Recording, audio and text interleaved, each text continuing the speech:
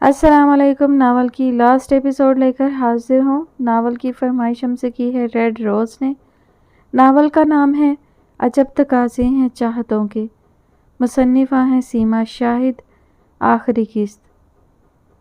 رات کی سرد ہوا اسے کپ کپانے پر مجبور کر رہی تھی۔ وہ دونوں لکڑی کے تختے نما سیڑھیوں سے اتر کر واپس ہوٹل کی طرف جا رہے تھے۔ چچی کے انتقال کے بعد تم نے بہت مشکل وقت گزارا ہوگا، مجھے اس کا بھرپور اندازہ ہو رہا ہے۔ کاش میں تمہیں اکیلا نہیں چھوڑتا۔ فارس نے اس کا سرد ہاتھ سہلاتے ہوئے بات شروع کی، جسے سن کر ابرش چونک گئی۔ یہ پہلی بار تھا جب فارس اس کی کوئی بات کر رہا تھا۔ ایک وقت تھا جب اپنی امی کا، پھر ان کے بعد گزرے ہوئے وقت کا ذکر کرتے ہوئے اسے رونا آ جاتا تھا، اور آج وہ ٹھوکریں کھا کھا کر سب کی باتیں سن سن کر اتنی مضبوط ہو چکی تھی کہ ماضی کا ذکر اسے رلاتا نہیں تھا، بلکہ ہمت دلاتا تھا۔ وہ جان چکی تھی کہ کسی کے سامنے رونے کا کوئی فائدہ نہیں ہوتا، سب صرف مزے لیتے ہیں۔ آگے بڑھ کر سچے دل سے کوئی کسی کا، خاص کر یتیم کا غم نہیں بانٹتا، بلکہ الٹا کمزور سمجھتا ہے۔ تو کیا فائدہ اپنے غموں کا اشتہار لگانے کا؟ سب غم اپنے اندر چھپا کر مضبوط بن کر دنیا کا سامنا کرنے والے ہی کامیاب ہوتے ہیں۔ کچھ کہو گی نہیں؟ کوئی شکوہ، کوئی شکایت؟ فارس کی سرمئی آنکھیں اس کے چہرے پر تھیں۔ ہاں، مشکل تو تھا، لیکن گزر گیا، اور جو گزر گیا اسے پلٹا تو نہیں جا سکتا، اس لیے کیسا شکوہ، کیسی شکایت؟ ابرش نے سادگی سے جواب دیا اور اپنا ہاتھ اس کی گرفت سے نکال کر سامنے پارکنگ میں کھڑی گاڑی کے پاس جا کر کھڑی ہو گئی۔ تم نے کبھی میرے بارے میں نہیں سوچا؟ فارس نے نزدیک آ کر گاڑی کا دروازہ کھولتے ہوئے سوال کیا۔ نہیں، ابرش نے صاف انکار کیا، مگر سچائی تو یہ تھی کہ وہ اسے کبھی بھولی ہی نہیں تھی۔ وہ تو اس کا دشمن اول تھا، جس کی وجہ سے اس نے در در کے دھکے کھائے تھے، اپنا گھر چھوڑنا پڑا تھا، شاہ بی بی کی حویلی میں پھپھو کے طنز تانے برداشت کیے تھے۔ وہ سر جھٹک کر گاڑی میں بیٹھنے لگی تھی کہ فارس نے اسے بازو سے پکڑ کر اپنے سامنے کیا۔ میں نے تو کبھی تمہارے علاوہ کچھ سوچا ہی نہیں، تم تو بچپن سے میرے لیے اہم تھی، پھر نکاح کے بعد تو پہلے غصے پھر سکون سے بھی صرف اور صرف تمہیں سوچا۔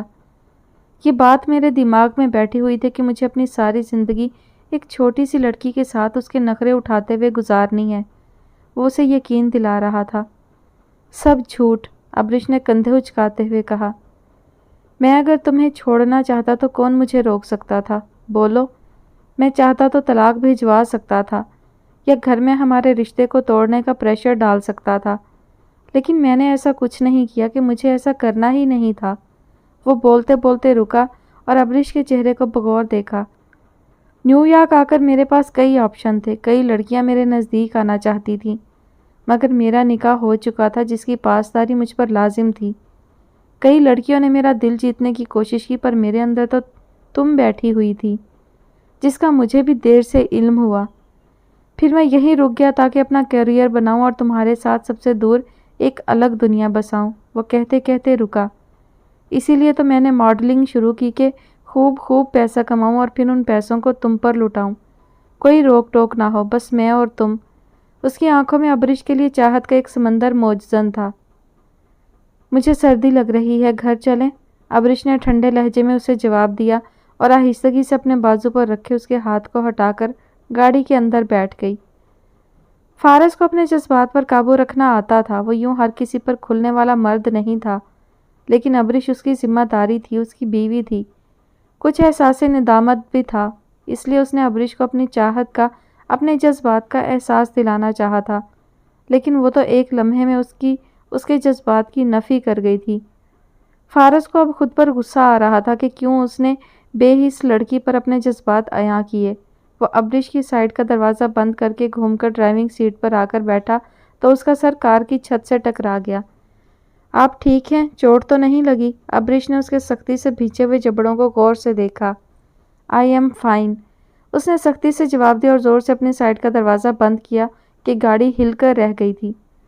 اس نے گاڑی سٹارٹ کی۔ کچھ منٹ تک گاڑی میں ایک تناؤ آمیز خاموشی چھا گئی تھی۔ سگنل کے قریب پہنچ کر فارس نے ساتھ بیٹھی ابرش کو دیکھا جو لاپرواہی سے کھڑکی سے باہر دیکھ رہی تھی۔ مجھے میرے کچھ فرینڈس نے آج ایک پارٹی پر انوائٹ کیا تھا، کیا تم ساتھ چلنا چاہو گی یا تمہیں گھر ڈراپ کر دوں؟ وہ سامنے دیکھتا ہوا سخت لہجے میں پوچھ رہا تھا۔ سچ تو یہ تھا کہ وہ ابریش کے ساتھ تنہا اکیلے وقت گزارنا چاہتا تھا۔ کیا میں واقعی اس کے ساتھ تنہائی چاہتا ہوں؟ پیار بھری محبتوں کی سرگوشیاں کرنا چاہتا ہوں؟ وہ خود اپنی ذہنی کیفیت پر الجھ رہا تھا۔ اس نے ابریش پر نظر ڈالی جو اپنی دودھیا کلائی میں پہنی ہوئی چوڑیوں کو اپنی سبک انگلیوں سے چھیڑ رہی تھی جیسے نروس ہو رہی ہو۔ مجھے نہیں پتا، آپ کی مرضی ہے، گھر چھوڑ دیں یا ساتھ لے جائیں؟ وہ سادگی سے بولی۔ ابریش کیا میں تمہیں گھر ڈراپ کر دوں؟ اب کی بار اس نے نرمی سے پوچھا۔ آپ کی مرضی ہے۔ تمہاری مرضی کیا ہے؟ اب کہ اس نے ابریش کی انگلیوں پر گرفت کی جو چوڑیوں کو چھیڑ کر اس کی توجہ بھٹکا رہی تھی۔ مجھے نہیں پتا، وہ واقعی کنفیوز تھی۔ مانا کہ وہ فارس سے ناراض تھی لیکن اس وقت اس کو ناراض کرنا بھی نہیں چاہتی تھی اور خود بھی راضی ہونا نہیں چاہتی تھی۔ اوکے، فارس نے ایک گہری سانس لی۔ پھر ہم پارٹی میں چل رہے ہیں، ٹھیک ہے؟ اس نے ابریش کو دیکھا تو وہ اس بات میں سر ہلا کر دوبارہ شیشے سے باہر دیکھنے لگی۔ آپ کی گاڑی میں میوزک نہیں ہے؟ کچھ دیر بعد سناٹے سے تنگ آ کر ابریش نے سوال کیا۔ فارس نے اس بات میں سر ہلاتے ہوئے سی ڈی پلیئر آن کیا اور لوئس فرنینڈس اور جسٹن بیبر کا ڈیسپاسیٹو گاڑی میں گونجنے لگا۔ یہ تو جسٹن بیبر ہے، مجھے اس کے سانگز اچھے لگتے ہیں، ابریش جوش سے بولی۔ تم واقعی جسٹن بیبر کو سنتی ہو؟ کبھی اس کا کانسرٹ دیکھا ہے یا کوئی البم؟ اچھا گاتا ہے لیکن ایڈ شیرین زیادہ اچھا سنگر ہے۔ فارس اسے بچوں کی طرح خوش ہوتا دیکھ کر مسکرایا۔ نہیں دیکھا۔ ابریش کے چہرے پر سے مسکراہٹ غائب ہو گئی تھی اور ایک تناؤ سا ابھر آیا تھا۔ کیا ہوا؟ فارس نے اس کا موڈ آف ہوتا محسوس کر کے سوال کیا۔ آپ کو لگتا ہے کہ میں ایک غریب یتیم حویلی میں ملازموں کی طرح رہنے والی بھلا کہاں انگلش گانے سن سکتی ہوں گی؟ اور اس کی کیا اوقات؟ کیا اسٹینڈرڈ کے وہ یہ سب سنے یا کوئی کانسرٹ اٹینڈ کرے؟ اور کیا فیل ہونے والے انگلش گانے نہیں سن سکتے؟ ابریش تلخ لہجے میں بول رہی تھی۔ تم اتنا نیگیٹو کیسے سوچ لیتی ہو؟ فارس نے اس کی فیل ہونے والی بات پر بمشکل اپنی ہنسی ضبط کرنے کی کوشش کی پر ناکام رہا۔ میں کوئی جوک نہیں سنا رہی۔ ابریش اس کی ہنسی دیکھ کر تپ اٹھی۔ آپ کیا سمجھتے ہیں؟ وہ دوبارہ شروع ہوئی تھی کہ فارس نے اس کی بات کاٹی۔ میں سمجھتا ہوں کہ ابریش اس وقت بہت پریشان ہے۔ اسے اپنے ہسبینڈ سے محبت ہو رہی ہے لیکن وہ اس حقیقت سے نظریں چرا کر خام خواہ لڑنے کی کوشش کر رہی ہے۔ کیوں، ٹھیک کہا نا؟ غلط، بالکل غلط۔ اس کا چہرہ تپ اٹھا تھا۔ مجھے تو یہ تسلیم کرنے میں کوئی آر نہیں کہ مجھے اپنی چھوٹی سی کیوٹ سی لڑاکا بلی جیسی وائف سے محبت ہو گئی ہے، تو تم کیوں کہنے سے ڈرتی ہو؟ اس کی بات سن کر ابریش کا دل چاہا کہ اس کا سر پھاڑ دے جو خامخواہ اسے خود سے محبت کروانے پر تلا بیٹھا تھا۔ 20 منٹ کی ڈرائیو کے بعد گاڑی ایک پوش علاقے میں رک گئی تھی۔ فارس نے کلائی پر بندھی گھڑی میں وقت دیکھا، رات کے 10 بج رہے تھے۔ آؤ تمہیں اپنے فرینڈز سے ملواتا ہوں۔ وہ گاڑی پارک کر کے اسے اترنے کا اشارہ کرنے لگا۔ سنگ مرمر اور قیمتی پتھروں سے بنا یہ ایک خوبصورت سا کاٹیج سٹائل گھر تھا۔ فارس نے ابریش کا ہاتھ تھاما اور مین دروازے کی گھنٹی بجائی۔ یہ کس قسم کی پارٹی ہے جو اتنی رات کو ہو رہی ہے؟ اور یہ گھر بھی سناٹے میں ڈوبا ہوا ہے۔ ایسے کون پارٹی کرتا ہے بھائی؟ ابریش ہاتھ چھڑوا کر پیچھے ہٹی۔ اسے یہ سناٹے میں ڈوبا ہوا گھر دیکھ کر کہیں سے بھی نہیں لگ رہا تھا کہ یہاں کوئی رہتا ہے۔ پارٹی تو بہت دور کی بات تھی۔ مجھے سب پتا ہے آپ کیا کرنا چاہتے ہیں۔ وہ پلٹ کر واپس گاڑی کی طرف جانے لگی۔ اس سے پہلے فارس اسے پکڑتا دروازہ کھل چکا تھا۔ ہیلو جانی، یار آج کا پروگرام کینسل کر دو، وہ تیزی سے بول کر پلٹا۔ مگر کل کی ساری تیاری ڈسکس کرنی تھی۔ فون پر کر لیں گے۔ کیا گارنٹی ہے تم کل کی ایوننگ پارٹی میں شریک ہوگے؟ آ جاؤں گا، ٹرسٹ می۔ وہ مناسب الفاظ میں معذرت کر کے تیزی سے چلتا ہوا گاڑی کے پاس آیا جہاں ابریش بھی ٹیک لگائے کھڑی ہوئی تھی۔ یہ کیا بدتمیزی ہے، میں تم سے پوچھ کر تمہیں ادھر لایا تھا۔ اور اس نے غصہ دباتے ہوئے اسے دیکھا۔ وہ لوگ بھی کیا سوچ رہے ہوں گے؟ آخر تمہارا پرابلم کیا ہے ابریش؟ آج بتا ہی دو۔ فارس نے سنجیدگی سے پوچھا۔ آپ بہت چالاک ہیں، جان کر مجھے بہلا پھسلا کر ادھر لائے ہیں تاکہ سنسان سناٹے والے گھر میں میرا مرڈر کر سکیں۔ ابریش کی بات سن کر فارس کو ایک زوردار قسم کا جھٹکا لگا۔ مرڈر؟ سیریسلی؟ اس نے حیرت سے ابریش کو دیکھا جس کی کوئی کل سیدھی نہیں تھی۔ اور نہیں تو کیا، بھلا ویران سے گھر بلکہ بھوت بنگلے میں جہاں لائٹ بھی نہیں جل رہی ہوں کون پارٹی کرتا ہے؟ ابریش نے سمجھداری سے اپنا تجزیہ پیش کیا، جسے سن کر فارس کو آگ ہی لگنے کی کسر رہ گئی تھی۔ اگر مجھے تمہارا مرڈر کرنا ہوتا تو یقین کرو گھر سب سے بیسٹ آپشن تھا۔ فضول میں یوں گھما پھرا کر اتنا خرچ کر کے مہنگا ڈنر کروا کر مرڈر کون گدھا کرتا ہے بتاؤ؟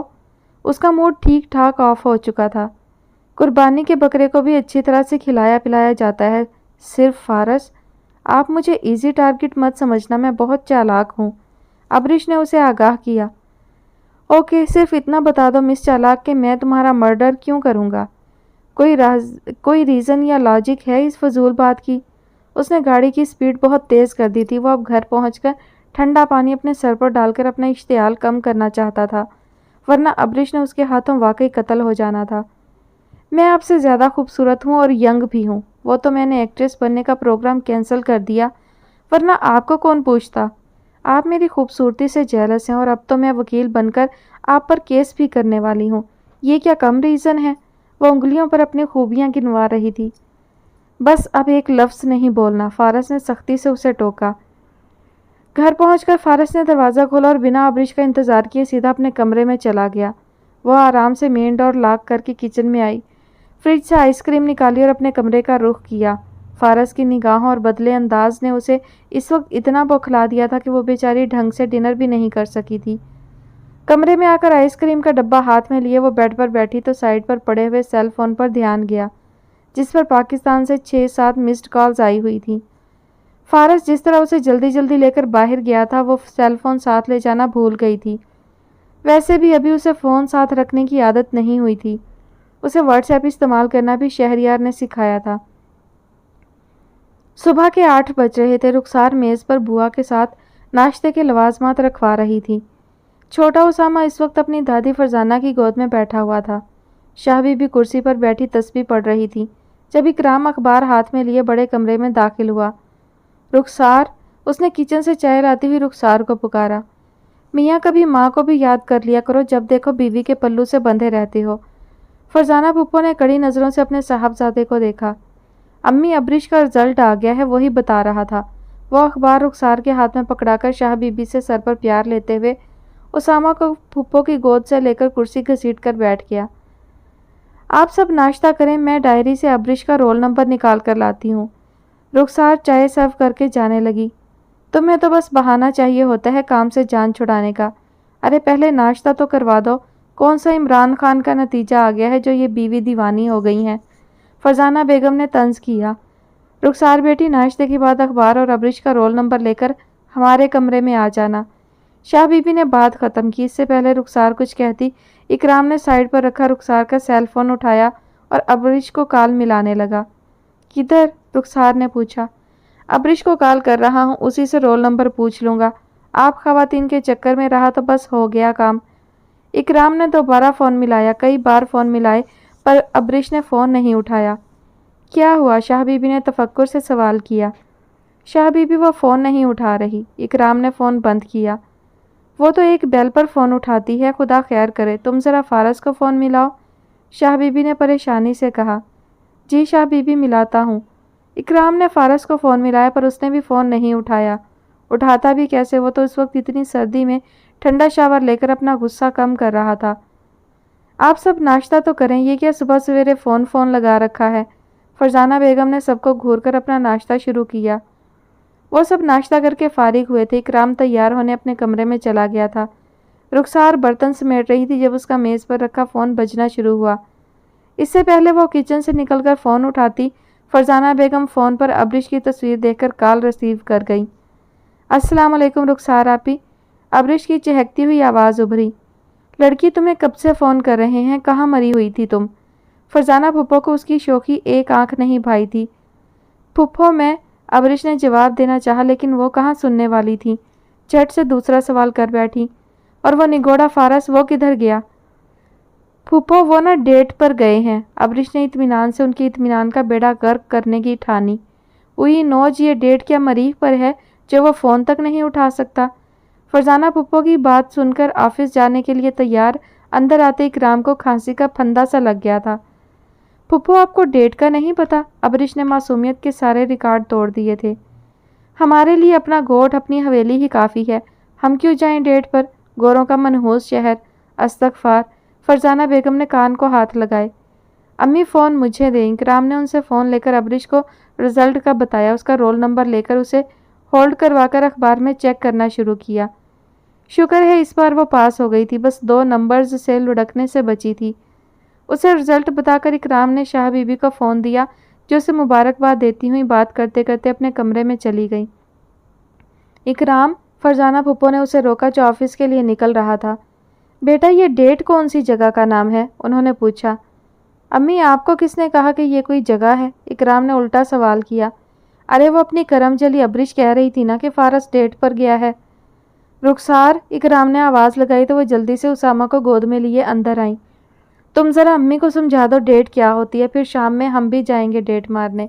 وہ مسکرا کر آنکھ مارتا ہوا رخسار کی جان پھپھو کے حوالے کر کے نکل گیا۔ ادھر آؤ، فرزانہ بیگم نے کڑی نظروں سے رخسار کو دیکھا۔ جی پھپھو، وہ مرے مرے قدموں سے چلتی ہوئی ان کے نزدیک آئی۔ شروع کرو، اور ہاں اگر مجھ سے غلط بیانی کی تو الٹا لٹکوا دوں گی۔ فہمہ نے بمشکل 2 دن ہی فارس کے فلیٹ میں گزارے تھے اور پھر وہ اپنے گھر کی ضروری مرمت کروا کر ادھر شفٹ ہو گئی تھی، جس پر عروہ کا موڈ ٹھیک ٹھاک خراب تھا۔ دوسری طرف فارس اس رات کے بعد سے ابرش سے خفا تھا۔ اس نے ابرش سے کوئی بات نہیں کی تھی، بس اگر کوئی سکون سے مزے میں تھا تو وہ ابرش بی بی تھی۔ ایک تو اس کے سپلی کے پیپرز پورے 32 مارک لا کر فیل ہوتے ہوتے بچ گئے تھے، یعنی اب وہ فائنلی انٹر پاس ہو گئی تھی۔ دوسرا، اب اس نے شہریار سے کالج میں ٹھیک ٹھاک ڈونیشن دلوا کر ایڈمیشن لینے کا موڈ بنا لیا تھا۔ فارس اپنے ایک بہت بڑے ایڈ شوٹ پر گیا ہوا تھا۔ وہ کچن میں آ کر اپنے لیے لنچ کی تیاری کر رہی تھی جب مین ڈور کھلا اور فارس اندر داخل ہوا۔ یہ اتنی جلدی کیسے آ گئے؟ ابرش نے حیرت سے اسے دیکھا جو اب کچن میں داخل ہو رہا تھا۔ اس کے ہاتھ میں ایک بڑا سا بیگ تھا۔ آج شام میرے ٹاپ ماڈل ایوارڈ کو سیلیبریٹ کرنے کے لیے میرے دوستوں نے پارٹی ارینج کی ہے۔ یہ ڈریس ہے، ٹائم سے تیار ہو جانا۔ وہ بیگ کچن کاؤنٹر پر رکھ کر رکا۔ یہ پارٹی میرے لیے بہت اہم ہے، یہ کپل پارٹی ہے، اگر تم جانا نہیں چاہتی تو کوئی بات نہیں۔ کئی لڑکیاں میرے ساتھ وقت گزارنا چاہتی ہیں، ان میں سے ہی کسی کو لے جاؤں گا۔ وہ سرد لہجے میں بات ختم کر کے کچن سے نکلا، پھر پلٹا۔ ٹھیک شام 6 بجے اگر تم مجھے تیار نہیں ملی تو پھر شکایت مت کرنا، میں عروہ یا فہمہ میں سے کسی کو لے جاؤں گا۔ وہ آگ لگا کر اپنے کمرے میں چلا گیا تھا۔ ابرش نے خونخوار نظروں سے اسے جاتے ہوئے دیکھا۔ یہ اس کے ساتھ ہی اچھے لگتے ہیں، بس آج میں نے فہمہ باجی سے ان دونوں انکل آنٹی کے رشتے کی بات کرنی ہے، تاکہ میری جان تو چھوٹے، انہیں رشتے میں بھائی بہن بنا کر۔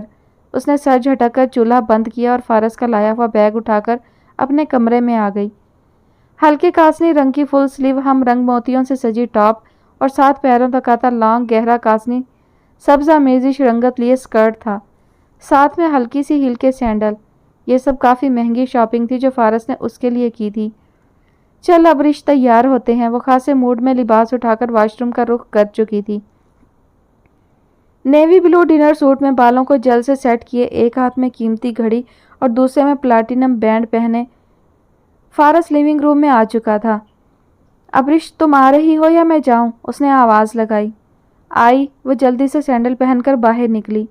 کاسنی رنگ اس کی گوری رنگت پر خوب کھل رہا تھا۔ لمبے سیاہ اسٹریٹ بال اس کی نازک سی کمر کو ڈھانپے ہوئے تھے۔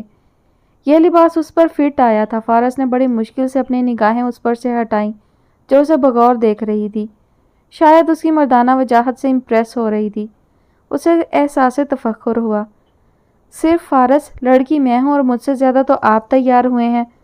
غضب خدا کا، ہاتھ میں میچنگ بینڈ تک پہنا ہوا ہے اور مجھے نہ تو میچنگ چوڑیاں لا کر دی نہ کوئی جیولری۔ اب میں ایسے ہی جاؤں کیا خالی ہاتھ کان سے؟ اس نے کڑی نظروں سے اسے دیکھتے ہوئے شکوہ کیا جس نے فارس کے احساسات پر گھڑوں پانی ڈال دیا۔ یہ کس حلیہ میں تم باہر جا رہی ہو اور بال کھولنے کی کیا تک تھی؟ اس نے غصہ کیا۔ یہ ڈریس آپ ہی لائے تھے اور بال آپ کہتے ہیں تو باندھ لیتی ہوں۔ بس اس کا پیچھے کا گلا بڑا تھا تو اسے کور کرنے کے لیے کھول لیے تھے، لیکن آپ ٹھیک کہہ رہے ہیں، اس سے تو اس ڈریس کی ساری سمارٹنیس ہی چھپ گئی ہے۔ اس نے بڑی تابعداری سے سر ہلاتے ہوئے بالوں کو ہاتھ لگایا۔ رہنے دو ایسے ہی، اور تمہارے پاس کوئی دوپٹہ نہیں ہے؟ وہ اس کے وجود کی نمایاں ہوتی رعنائیوں کو چھپانا چاہتا تھا۔ آپ لائے ہی نہیں، وہ لاپرواہی سے بولی۔ जाओ कोई भी मैचिंग का दुपट्टा ओढ़ कर आओ, फारस ने सख्ती से कहा। मेरे पास इस कलर का कोई दुपट्टा नहीं है, और वैसे भी स्कर्ट पर कौन दुपट्टा ओढ़ता है। अबरिश ने ठानी हुई थी कि हर बात पर उससे इख्तलाफ करके नेकी ज़रूर कमानी है। कोई ओढ़े या ना ओढ़े, तुम ज़रूर ओढ़ोगी। नाउ गो, और कोई सा भी दुपट्टा लेकर आओ, उसने हुक्मिया अंदाज में कहा। कुछ देर बाद वो दोनों गाड़ी में मौजूद थे। फारस पहले उसे लेकर एक ज्वेलरी शॉप पर आया। अपनी पसंद से उसके लिए एक ब्रेसलेट और चेन लॉकेट लिया, साथ एक नाजुक सी अंगूठी और टॉप्स। बिल पे करके उसने ज्वेलरी बॉक्स अबरिश को थमाया और उसे लेकर शॉप से बाहर निकला। गाड़ी में बैठकर अबरिश ने बड़े इश्तियाक से पहले ब्रेसलेट पहना, फिर चेन पहनकर टॉप्स कानों में डाले। अब वो अंगूठी पहनकर अपने हाथ का जायज़ा ले रही थी। बंदे में इतनी कर्टसी तो होनी चाहिए कि किसी का शुक्रिया अदा कर सके, फारस ने संजीदगी से कहा। अगर बिना कहे दिलाया होता तो सोचा जा सकता था, ये तो मेरे कहने पर दिलाया है, तो शुक्रिया किस बात का। अबरिश ने अबरू उचकाकर पूछा। रहने दो, तुम नहीं समझोगी। फारस ने अपनी तवज्जो ड्राइविंग पर लगा दी। मंजिल पर पहुंचकर फारस ने गाड़ी रोकी और उसे उतरने का इशारा किया, जो उस घर को देखकर हैरान हो रही थी। ये तो वही घर है ना, उसने फारस से पूछा। हाँ, ये वही घर है जहाँ मैं तुम्हें तुम्हारा मर्डर करने लाया था। अब देखो, बाहर फैंसी लाइट्स भी जल रही हैं और अंदर से म्यूज़िक की आवाज़ भी आ रही है। पार्किंग में कई मेहमानों की गाड़ियाँ भी खड़ी हैं।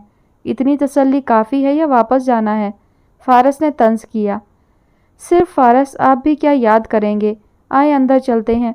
वो शाहाना अंदाज में उस पर एहसान रखती हुई आगे बढ़ गई। फारस ने 2 कदम आगे बढ़कर उसका हाथ थामा। मजबूरी है, हम इधर एज कपल आए हैं। और फिर आगे बढ़कर दरवाजे की बेल बजाई। हेलो हैंडसम, एक प्यारी सी लड़की ने दरवाज़ा खोला। उसकी गोद में नीली आंखों, सुनहरे बालों वाला बमुश्किल 2 साल का क्यूट सा बच्चा था, जो उन दोनों को टुकर टुकर देख रहा था। हनी, कौन है? पीछे से एक लंबा चौड़ा खुश शक्ल मर्द निकलकर बाहर आया और फारस को देखते ही उससे बगलगीर हुआ।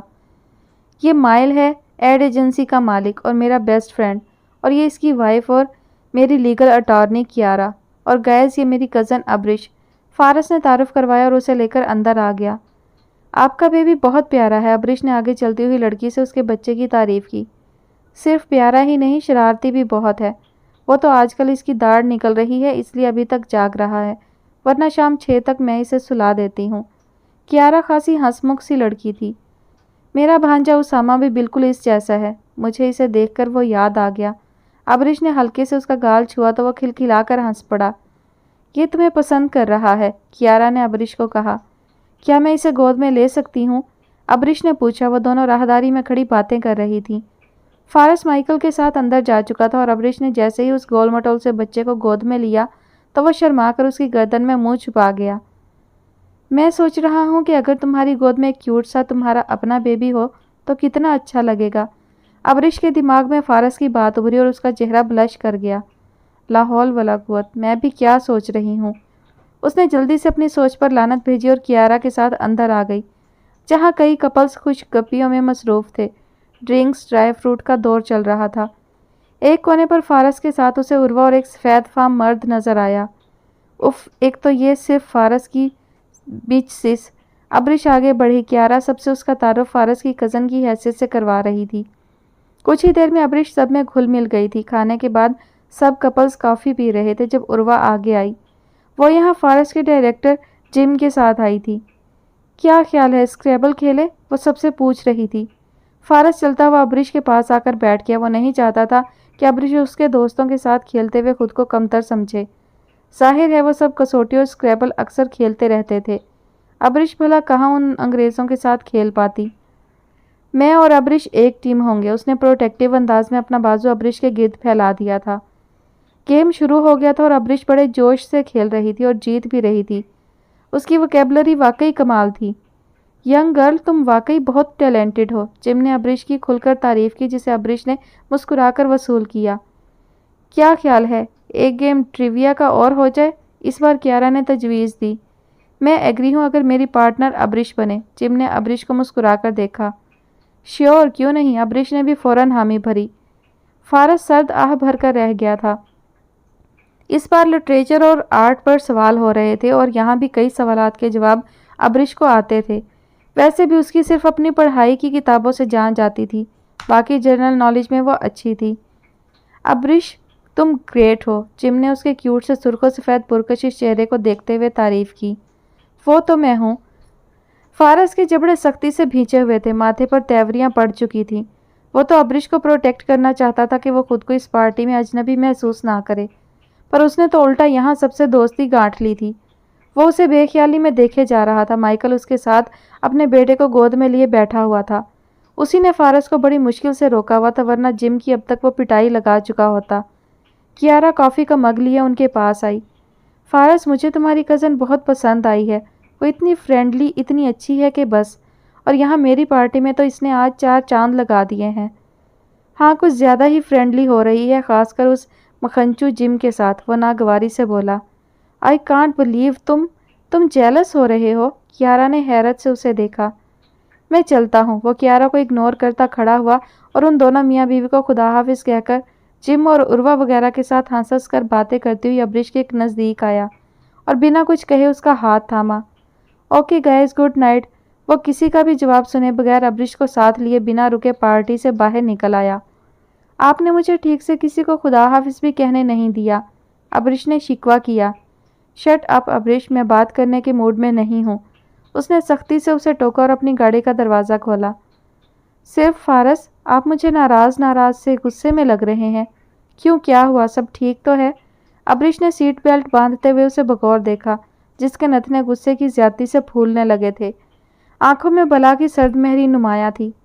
क्या मुझे बताने की ज़रूरत है? फारस सर्द लहजे में बोला। क्या आप मुझसे नाराज़ हैं? वो उसको बगौर देखते हुए पूछ रही थी। इतना मासूम बनने की कोशिश मत करो, वो फुनकारा। डैम इट, ऑफ कोर्स मैं गुस्से में हूँ और इसकी वजह तुम हो, सिर्फ तुम। उसने ज़ोर से स्टीयरिंग व्हील पर हाथ मारा। मगर क्यों?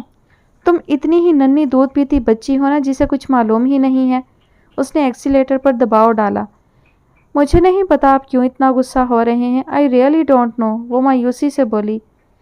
फारस का इरादा अब उससे कोई भी बात करने का नहीं था, मगर वह खुद पर काबू नहीं रख पा रहा था।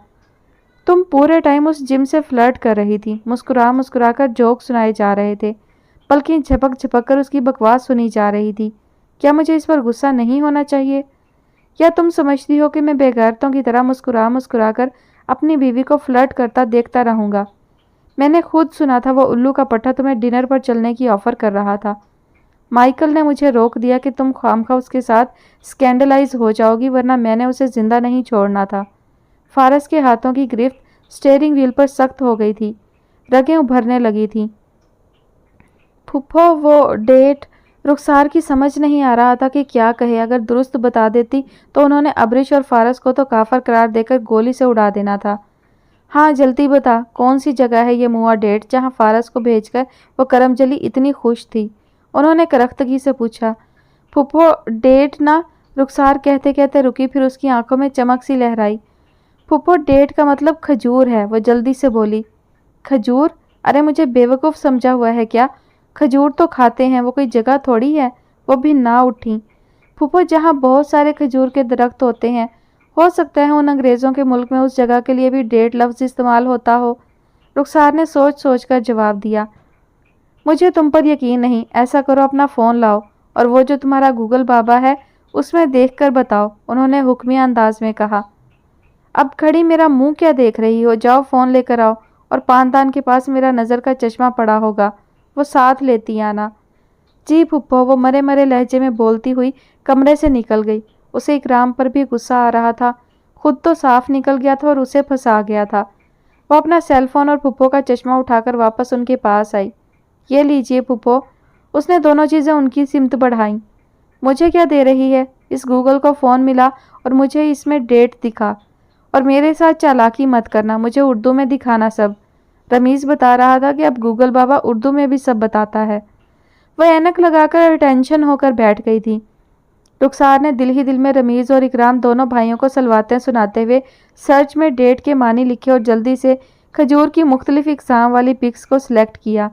ये लें फुप्पो, देख लें, उर्दू में डेट लिखा है और ये सारे तरह तरह के खजूर, ये सब डेट कहलाते हैं। वो उन्हें फ़ोन दिखा रही थी। वो स्क्रीन को घूर रही थी जब फ़ोन बज उठा।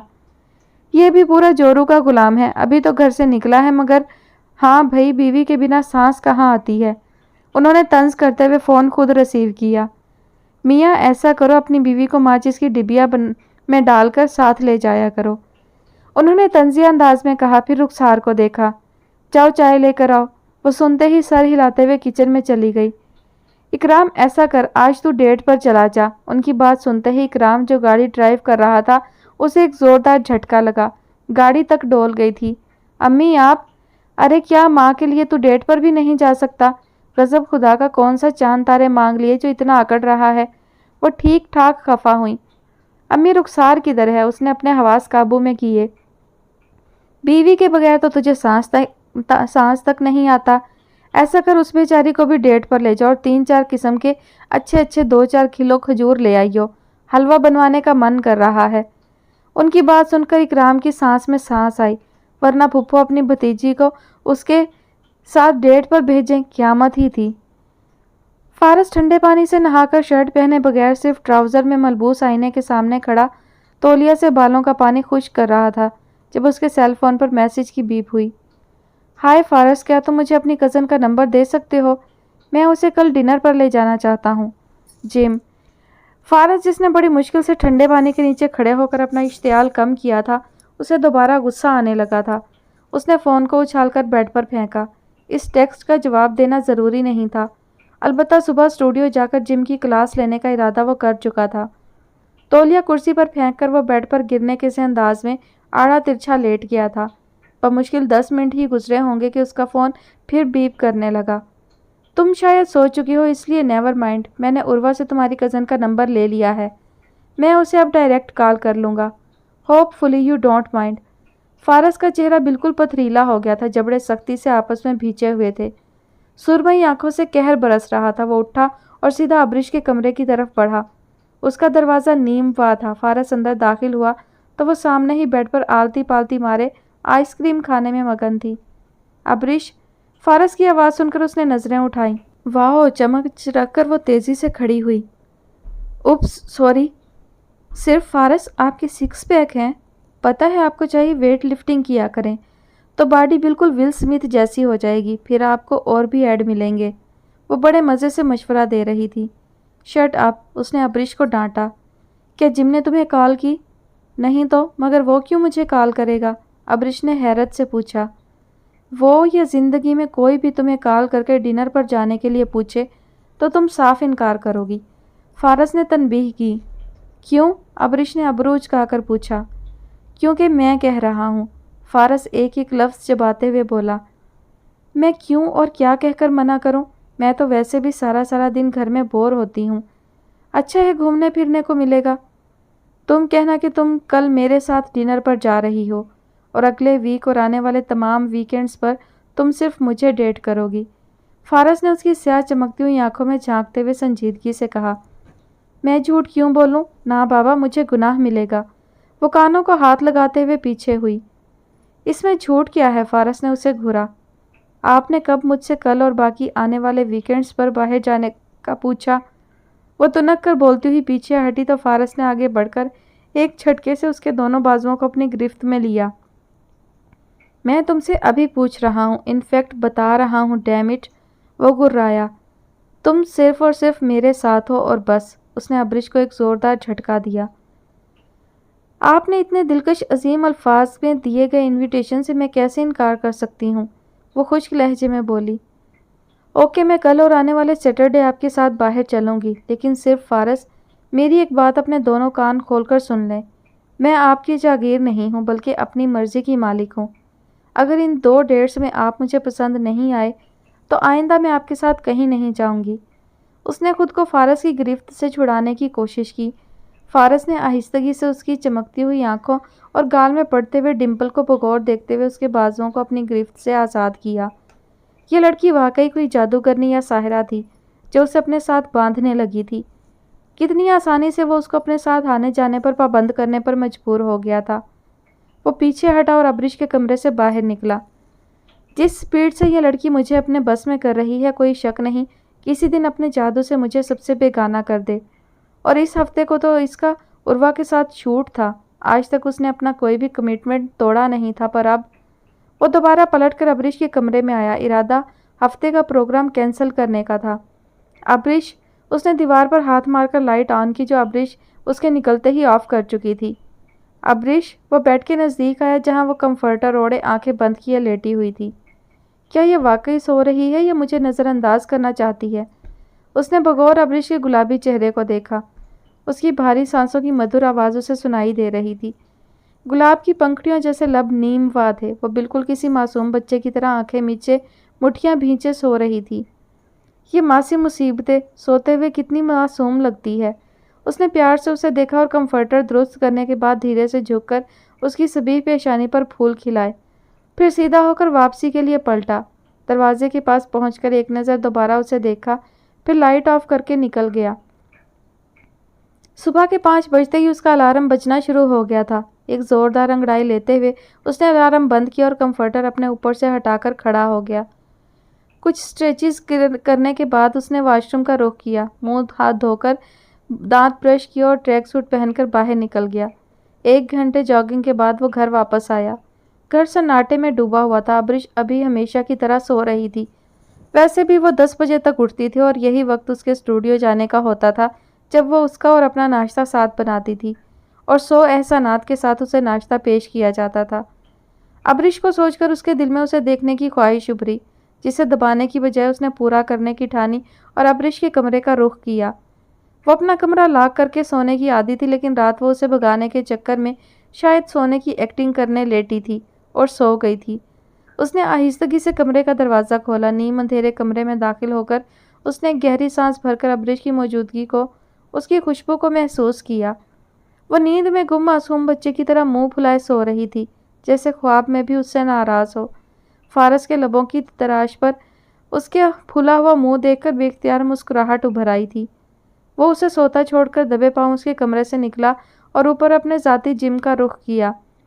یہ ایک درمیانے سائز کا کمرہ تھا جس کی ایک دیوار پر شیشہ اس طرح لگا ہوا تھا جیسے وہ بنی ہی شیشے کی ہو۔ اس دیوار کے سامنے ہر سائز کے ویٹ رکھے ہوئے تھے۔ سائڈ پر باکسنگ بیگ لٹک رہا تھا اور ایک کونے پر پش اپ اور رننگ مشین لگی ہوئی تھی۔ فارس نے سب سے پہلے اپنی جیکٹ اور شرٹ اتار کر ایک سائڈ پر بنے کھونٹی پر لٹکائی اور اپنے بازوؤں کو گھماتا ہوا میٹ کی طرف بڑھا اور پش اپس شروع کیے۔ پتہ ہے آپ کو چاہیے ویٹ لفٹنگ کیا کریں تو باڈی بالکل ول سمتھ جیسی، اور پھر آپ کو اور بھی ایڈ ملیں گے۔ اس کے ذہن میں ابریش کی آواز ابھری۔ سلی گرل، ایڈ ملیں یا نہ ملیں تمہارا ملنا ضروری ہے، اور یہ بات اب تمہارے دماغ میں بھی بٹھانی ہے۔ تمہیں بڑا کرنا ہے، بہت ہو چکا یہ بچپنا، میں تمہیں سنواروں گا اب۔ وہ مسکرایا تھا کہ وہ جانتا تھا حویلی میں ابریش کو رکھ کر دنیا سے دور کر کے سب نے اسے ضدی اور بدتمیز بنا دیا تھا کہ وہ دبنا نہیں چاہتی تھی۔ پھر یہی ہونا تھا۔ اب فارس کی باری تھی کہ اپنی شہزادی کی آنکھوں پر، دماغ پر زمانے کی گرد نے جو چبھتی ہوئی سوئیاں چبھوئی تھیں انہیں اپنے پیار کا مرہم رکھ کر نکالتا۔ جم سے فارغ ہو کر وہ اپنے کمرے میں آیا۔ 12 بجے اس کا شوٹ تھا، کسی انگلینڈ بیس کمپنی کی نئی میک اپ برانڈ کا، جس کی ماڈل وہ عروہ تھی، فہمہ زبیر کی کزن۔ وہ شاور لے کر برانڈڈ جینز جس کے گھٹنوں پر کٹ لگے ہوئے تھے کے اوپر ہاف سلیو شرٹ جس میں سے اس کے ورزشی بازو نمایاں تھے، جیل سے بالوں کو سیٹ کیے، ایک ہاتھ میں پلاٹینیم کی گھڑی اور دوسرے میں بینڈز پہنے، اپنے مخصوص حلیہ میں تیار ہو کر گاڑی کی چابیاں اٹھاتا کمرے سے نکلا۔ سامنے کچن میں سادہ سے سیاہ شلوار قمیض میں اپنے لمبے بالوں کا میسی سا جوڑا بنائے ابریش کچن میں مصروف نظر آ رہی تھی۔ دوپٹہ کندھے پر جھول رہا تھا۔ وہ اس گھریلو حلیے میں اس کے دل کے تار چھیڑ گئی تھی۔ وہ مسکرایا اور مضبوطی سے قدم اٹھاتے ہوئے کچن میں داخل ہوا۔ گڈ مارننگ سویٹ ہارٹ، اس نے پیچھے سے آ کر اسے اپنے حصار میں لیا۔ ابریش اس کی مضبوط بازوؤں کی گرفت میں آ کر گھبرا گئی تھی۔ اس نے تیزی سے اپنے آگے بندھے اس کے ہاتھوں پر ہاتھ رکھ کر اس کی گرفت سے نکلنے کی کوشش کی۔ پیچھے ہٹیں، اف اللہ کیا پتھر کھاتے ہیں جو اتنے سخت ہیں، اس نے اس کے ہاتھوں کی سختی پر جل کر کہا۔ وہ مسکرایا۔ مائی لٹل ابریش، اس نے دھیرے سے اس کی صاف شفاف گردن پر انگلی پھیری تو وہ کپ کپا اٹھی۔ فارس نے اس کو کندھوں سے پکڑ کر سیدھا کیا۔ تم بہت سویٹ ہو، وہ گمبھیر لہجے میں بولتا ہوا تھوڑا اور نزدیک ہو کر ابریش کے چھکے چھڑا گیا تھا۔ بالکل کسی چھوٹی سی گڑیا کی طرح نرم و ملائم، خوبصورت، اب کہ اس نے دھیرے سے ابریش کی پلکوں کو چھوا۔ ابریش کا چہرہ شرم سے سرخ پڑ گیا تھا۔ اس نے بھلا کہاں ایسی بے باکی دیکھی یا سہی تھی۔ آئی وانٹ یو جانا، وہ پیچھے ہٹا اور کاؤنٹر پر رکھا کافی کا مگ اٹھا کر پلٹا۔ شام 4 بجے تیار رہنا، ہم رومانٹک ڈنر پر چلیں گے۔ وہ اس کے سرخ پڑتے چہرے کو دلچسپی سے دیکھتا ہوا اس کے گال تھپتھپا کر کچن سے باہر نکل گیا۔ بدتمیز ٹھرکی۔ ابریش نے اپنے حواسوں پر قابو پایا۔ جو بھی تھا وہ اس کے دل کے تار چھیڑ کر جا چکا تھا۔ آج پہلی بار وہ سرخ چہرے کے ساتھ اس کو سوچ رہی تھی۔ فارس اسٹوڈیو کے اندر داخل ہوا تو سامنے ہی ڈائریکٹر جم اس ماڈل عروہ کو کچھ سمجھا رہا تھا۔ ہائے، وہ بے نیازی سے بولتا ہوا اپنے میک اپ مین کی طرف بڑھ گیا۔ فارس، یہ ایک بہت ہی مہنگی فیس کریم کا ایڈ ہے، یہ لو اسکرپٹ۔ جم عروہ کے ساتھ اس کے نزدیک آیا۔ اوکے، فارس نے پیپر تھاما اور اس پر لکھے لفظوں پر نظریں دوڑانے لگا۔ یہ کس قسم کا ایڈ بنا رہے ہو تم؟ اٹس ساؤنڈ ولگر، وہ ناگواری سے بولا۔ لسن فارس، یہ script famous script writer Jordan نے لکھا ہے۔ آپ ایک بار میرے ساتھ صرف ریہرسل کر لیں، اگر واقعی اچھا نہیں لگا تو میں خود یہ ایڈ نہیں کروں گی۔ عروہ نے انتہائی سنجیدگی سے بات کی، پھر جم کی طرف مڑی۔ جم، ہم صرف ریہرسل کریں گے، کوئی شوٹ نہیں ہونا چاہیے، okay? Okay, as you wish, Jim نے سر ہلایا اور پیچھے ہٹ گیا۔ لیٹس گو، سیٹ پر چلتے ہیں، فارس کھڑا ہوا۔ نہیں، وہاں سب کے سامنے نہیں، کیونکہ اگر یہ ہمیں سوٹ نہیں کیا تو ہم یہیں فیصلہ کر لیں گے۔ عروہ نے سنجیدگی سے منع کیا اور اپنا سیل فون سامنے شیشے سے لگا کر رکھ دیا۔ کم، وہ وہیں میز سے ٹیک لگا کر کھڑی ہو گئی۔ سلیو لیس گہرے گلے کی سرخ ٹاپ اور گھٹنوں تک آتی سفید کیپری پر اپنے گھنگریالے بالوں کو اونچی پونی میں باندھے وہ تیار تھی۔ ایکشن، عروہ بولی۔ کیا دیکھ رہی ہو؟ فارس گمبھیر لہجے میں بولتا ہوا اس کے نزدیک ہوا۔ تمہاری آنکھوں سے نکلتے ہوئے شرارے، وہ ایک ادا سے اس کے کندھے پر سر رکھ کر بولی۔ فارس نے اپنے ہاتھ سے اس کے بال ہٹا کر گہری نگاہوں سے اسے دیکھتے ہوئے اس کے گالوں سے گردن تک انگلی پھیری۔ تمہاری اسکن بہت سافٹ ہے، ریشم جیسی، مجھے اپنی طرف کھینچتی ہوئی۔ سچی؟ وہ شرماتے ہوئے بولی۔ کیونکہ میں استعمال کرتی ہوں لوریل کی کریم۔ فارس پیچھے ہٹا۔ نہیں، یہ ایڈ مجھ سے نہیں ہوگا، اس میں بہت زیادہ فزیکل ہونا پڑ رہا ہے جو میں نہیں کر سکتا۔ یس، تم ٹھیک کہہ رہے ہو، آگے تو پورا کسنگ سین لکھ دیا ہے، چلو ڈائریکٹر سے کہتے ہیں اسے تبدیل کرے۔ وہ اچھل کر سیدھی ہوئی اور اپنا فون اٹھا کر مسکراتے ہوئے فارس کو ساتھ لیے جم اور دوسرے پروڈکشن سٹاف کے پاس آ گئی۔ دیکھیں، میری آج شام کی فلائٹ ہے، یہ آپ ایڈ کا کانسیپٹ بدلوا کر آج ہی شوٹ کروائیں۔ کیوں فارس؟ عروہ نے ساتھ میں اسے بھی گھسیٹا۔ اوکے، مگر میں صرف 4 بجے تک رک سکتا ہوں، ورنہ آپ کسی اور کو ہائر کر لیں۔ وہ حامی بھرتا ہوا وہیں کرسی گھسیٹ کر بیٹھ گیا۔ تبھی عروہ کا فون بجا تو جم چنچلا گیا۔ ایک تو پہلے ہی وقت کم ہے، آپ سب اپنا اپنا فون سوئچ آف کریں۔ اس نے سب کے فون بند کروا دیے۔ میں ابھی فریش ہو کر آئی۔ عروہ ان سب کے درمیان سے اٹھ کر اندر واش روم چلی گئی۔ عروہ نے بڑے سکون سے ویڈیو چیک کر کے ایڈٹ کی اور ریہرسل اور ایڈ والی ساری لائنز نکال کر ویڈیو کو آگے وائرل کروانا شروع کر دیا تھا۔ 2 گھنٹے کی بحث و مباحثے کے بعد تھیم سیٹ ہو گئی تھی۔ اب وہ لوگ سمندر کے کنارے جانے کے لیے نکل رہے تھے کہ ایڈ وہیں شوٹ ہونا تھا۔ شہریار آفس میں بیٹھا اپنے ہاتھ میں پکڑے فون کو گھور رہا تھا۔ اسے ایک انجان نمبر سے ایک ویڈیو کلپ بھیجا گیا تھا۔ سر، اینا دروازہ ناک کر کے اندر داخل ہوئی۔ سویرا میم کی کال آئی تھی، آپ فون نہیں اٹھا رہے، وہ کہہ رہی ہیں نیوز چینل اوپن کریں، اینا نے میسج دیا۔ شہریار نے اس بات میں سر ہلا کر اسے جانے کا اشارہ کیا اور دیوار پر لگا LCD اسکرین آن کر کے نیوز چینل لگایا۔ مشہور ماڈل اپنی گرل فرینڈ کے ساتھ رنگے ہاتھوں اسٹوڈیو میں پکڑے گئے۔ نیچے فارس اور عروہ کی ویڈیو چل رہی تھی جس میں وہ عروہ کے چہرے پر ہاتھ پھیر رہا تھا۔ یو بچ! شہریار کا غصہ سے برا حال تھا۔ اس نے فوراً فارس کو فون ملایا، مگر اس کا فون بند تھا۔ تنگ آ کر اس نے انٹرکام اٹھایا۔ اینا، پہلی فلائٹ سے میرے لیے نیو یارک کی سیٹ بک کرو، واپسی بھی آج ہی کی ہونی چاہیے، 2 افراد کی، وہ حکمیہ انداز میں بولا۔ شیور سر، اینا نے اس بات میں سر ہلا کر تیزی سے travel.com کھولا۔ ہیتھرو لندن ویسے بھی دنیا کا مصروف ترین ایئرپورٹ تھا جہاں سے ہر 5 منٹ میں 5 فلائٹس روانہ ہوتی تھیں۔ سر، اینا نے 3 منٹ بعد اس سے رابطہ کیا۔ یس سر، 40 منٹ میں برٹش ایئر لائن کی فلائٹ میں سیٹ مل رہی ہے۔ ڈن، اوکے کرو، میں ابھی نکل رہا ہوں۔ ٹکٹس مجھے ای میل کرو اور ہاں، یاد سے شام 7 بجے سویرا کو ہاسپٹل سے پک کر لینا۔ وہ اسے ہدایات دیتا ہوا اپنا کوٹ اٹھا کر تیزی سے نکلا۔ اسے ابھی گھر جا کر اپنا پاسپورٹ لینا تھا اور وہیں سے ایئرپورٹ۔ وقت بہت کم تھا۔ فارس کے جانے کے بعد اس نے ناشتہ کر کے کچن سمیٹا اور اپنے کمرے میں آ گئی۔ شام 4 بجے فارس اسے باہر لے جانا چاہتا تھا۔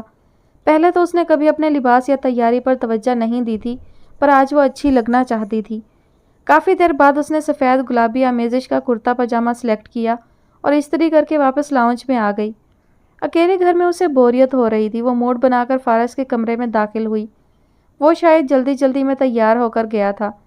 پہلی بار ابریش نے اس کا کمرہ سیٹ کیا، پردے کھولے اور وہیں بیڈ پر ٹیک لگا کر بیٹھنے کے بعد سائیڈ میز پر رکھا ریموٹ اٹھا کر چینل براؤزنگ کرنے لگی۔ وہ کوئی دیسی چینل ڈھونڈ رہی تھی جب ہالی ووڈ نیوز پر فارس اور عروہ کی پک دیکھ کر رک گئی۔ اس کے چہرے کا رنگ ٹی وی دیکھتے ہوئے خطرناک حد تک سفید پڑ گیا تھا۔ اسی لیے تو وہ خواب دیکھنے سے ڈرتی تھی کہ جب خواب ٹوٹتے ہیں تو ان کی کرچیاں زندگی بھر کا ناسور بن جاتی ہیں۔ اور آج ہی تو فارس نے پہلی بار اسے چھوا تھا، اسے اپنا احساس دلایا تھا، اور اب وہ ٹی وی یوں ہی کھلا چھوڑ کر اپنے کمرے میں آ گئی۔ سامنے بیڈ پر رکھا خوبصورت حیدرآبادی ڈیزائن والا کرتا پاجامہ اس کا منہ چڑھا رہا تھا۔ ابریش نے اسے بیڈ سے اٹھا کر فرش پر پھینکا۔ وہ زور زور سے رونا چاہتی تھی، پر آنکھوں میں آنسو بھی شاید اب سوکھ سے گئے تھے۔ اس کی نظر اپنے ہاتھ میں پہنے بریسلٹ انگوٹھی پر گئی۔ یہ وہ جولری تھی جو فارس نے دلائی تھی۔ اس نے ایک جھٹکے سے اپنے گلے میں پہنی چین کھینچ کر توڑ دی تھی، بریسلٹ اور انگوٹھی اتار کر زمین پر پھینکے۔ میں اتنی گری پڑی نہیں ہوں کہ تمہارے لیے اپنی زندگی خراب کروں۔ وہ اپنی الماری کی طرف بڑھی۔ اس نے گھر چھوڑنے کا فیصلہ کر لیا تھا۔ وہ سوٹ کیس میں اپنے پاکستان سے لائے ہوئے کپڑے اور اپنے ڈاکیومنٹس رکھ رہی تھی جب اس کا سیل فون متواتر بجنا شروع ہوا۔ شہری بھائی، وہ فون اٹھاتے ہی سسک پڑی جیسے اس کے ماں جائے کا فون ہو۔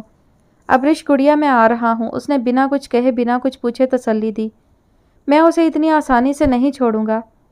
نہیں شہری بھائی، بس آپ مجھے یہاں سے کہیں دور بھیج دیں، جہاں کوئی میرا اپنا نہ ہو، نہ کسی کو میرے جینے مرنے کا کچھ پتہ چلے۔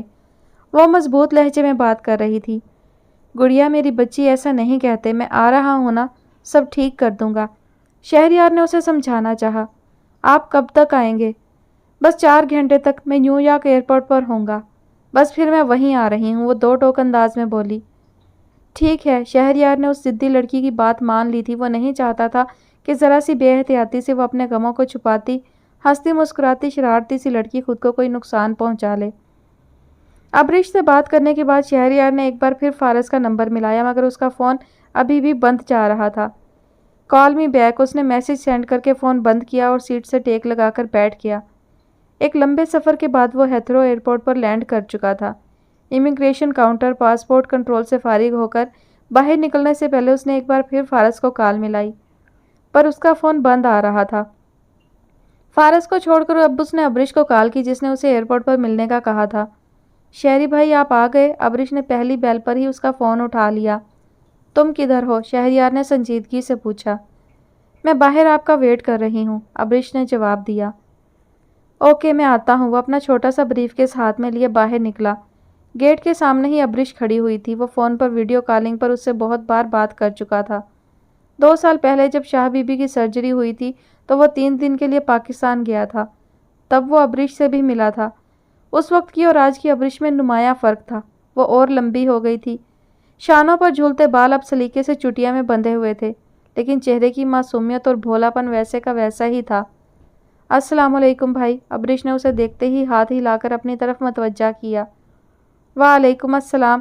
اس نے ابریش کے سر پر ہاتھ پھیرا تو ابریش کی آنکھوں میں نمی اتر آئی۔ کیا ہوا؟ وہ پریشان ہوا۔ کچھ نہیں بھائی، سر پر ہاتھ رکھنے والے اب نہیں ملتے، آپ نے شفقت سے ہاتھ رکھا تو بس دل بھر آیا۔ وہ آنسو صاف کر کے بولی۔ اکیلی آئی ہو؟ شہریار نے چاروں طرف دیکھا۔ میں اکیلی ہی ہوں تو ظاہر ہے اکیلی ہی آؤں گی۔ ابریش نے آس پاس سے گزرتی ہوئی لڑکیوں کو دیکھا جو آنکھوں میں ستائش لیے شہریار کو دیکھ رہی تھی۔ ظاہر ہے اس کی ڈیشنگ پرسنالٹی اسے سب میں ممتاز بناتی تھی۔ Let's go. وہ ابریش کو ساتھ آنے کا اشارہ کر کے باہر نکلنے لگا۔ کدھر؟ ابریش نے حیرانی سے پوچھا۔ تمہارے گھر اور کدھر؟ میں نے ابھی گھر نہیں جانا بس، ابریش نے منہ بسورتے ہوئے جواب دیا۔ کیوں؟ شہریار نے تحمل سے پوچھا۔ دیکھیں شہری بھائی، میں نے قسم اٹھائی ہے کہ جب تک میں اس بچ کا مرڈر نہیں کر دیتی میں اس گھر میں نہیں جاؤں گی، ابریش نے صاف صاف اپنا پلان بتایا۔ گڈ، تو پھر کب مرڈر کرنے کا ارادہ ہے؟ ابھی بتا دو، کیونکہ پھر تو پولیس تمہیں جیل میں ڈال دے گی، تو میں پہلے ہی تمہاری ضمانت وغیرہ کا انتظام کر لوں۔ شہریار نے سنجیدگی سے اسے مستقبل کی تصویر دکھائی۔ آپ وہ سب چھوڑیں، مجھے بس ایک گن دلا دیں، چلانی تو مجھے بڑے اچھے سے آتی ہے اور میرا نشانہ بھی اچھا ہے۔ میں نے گوگل کیا ہے، یہاں پاس ہی ایک گنز کی شاپ ہے۔ میرے پاس اتنے پیسے نہیں تھے ورنہ اب تک خود خرید کے ٹیکسی میں بیٹھ کر اسٹوڈیو جا کر دیوار کے پیچھے سے उस अजीबो गरीब औरत को डिशू डिशू करके उड़ा चुकी होती। वैसे बैकअप प्लान में बाथरूम से एसिड भी बोतल में भरकर लाई हूँ। उसने चारों तरफ देखते हुए चुपके से अपना बैग खोलकर उसे एसिड की बोतल की झलक दिखाई। अब्रिश, अभी मेरे साथ घर चलो, वहां बैठकर सब क्लियर करेंगे। शहरयार उसके बैग में एसिड को देखकर परेशान हुआ। नहीं भाई, मैंने कसम खाई है, मैं अब उस घर में नहीं जा सकती, अब्रिश ने संजीदगी से कहा। कसम का कफारा अदा कर देंगे। शहरयार बोलते बोलते रुका। वैसे किसकी कसम खाई है? उसने सवाल किया। सिर्फ फारस की, अब्रिश ने जल्दी से जवाब दिया। कसम खाने के लिए भी तुम्हें वही मिला था? शहरयार बड़बड़ाया। अच्छा चलो, मैंने रेंट आ कार अरेंज की है, ड्राइवर वेट कर रहा होगा। शहरयार ने अब्रिश का बैग उठाया। मोहतरमा पूरी तैयारी से एयरपोर्ट आई थी, वो उसे साथ ले जाने के इरादे से ही आया था, लेकिन फारस को बताकर, क्योंकि वो चाहता था अब्रिश कुछ वक्त उसके और सवेरा के साथ गुजारे। इस लड़की को तरबियत की, अच्छा बुरा समझाने की और सबसे बढ़कर उसके और फारस के रिश्ते की अहमियत समझाना, ये सब बहुत ज़रूरी था। मैट्रिक करते ही तो उसका निकाह हो गया था और उसी दिन वालदा इंतकाल कर गई थी। फिर सितम ज़रीफ़ी उसे शहर से दूर गोठ में हवेली रहने भेज दिया गया था, जहाँ ना केबल था, ना इंटरनेट की सहूलत वगैरह लड़कियों को दी जाती थी, और सबसे बढ़कर फरजाना फूफो की निगरानी में उसे दिया गया था। जाहिर है अब हर कोई तो सवेरा नहीं होता। सवेरा की तो पैदाइश ही हवेली की थी, वो उस माहौल में रची बसी हुई थी, मगर अब्रिश के लिए वो माहौल और वो पाबंदियां नहीं थी जिन्हें उसके जहन ने कबूल नहीं किया, और इसी वजह से वो ना उधर की रही ना इधर की।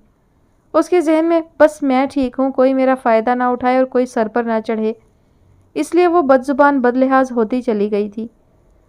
उस वक्त अब्रिश की जहनी नशोनुमा के लिए खुशगवार सेहतमंद माहौल की ज़रूरत थी, जो शहरयार ही उसे दे सकता था। कुछ शहरयार के अपने दिल में बहुत गिल्ट था कि उसने सवेरा को अकेला छोड़ा था, तस्लीम नहीं किया था, जिसकी वजह से उसने बहुत दुख उठाए, ताने सुने।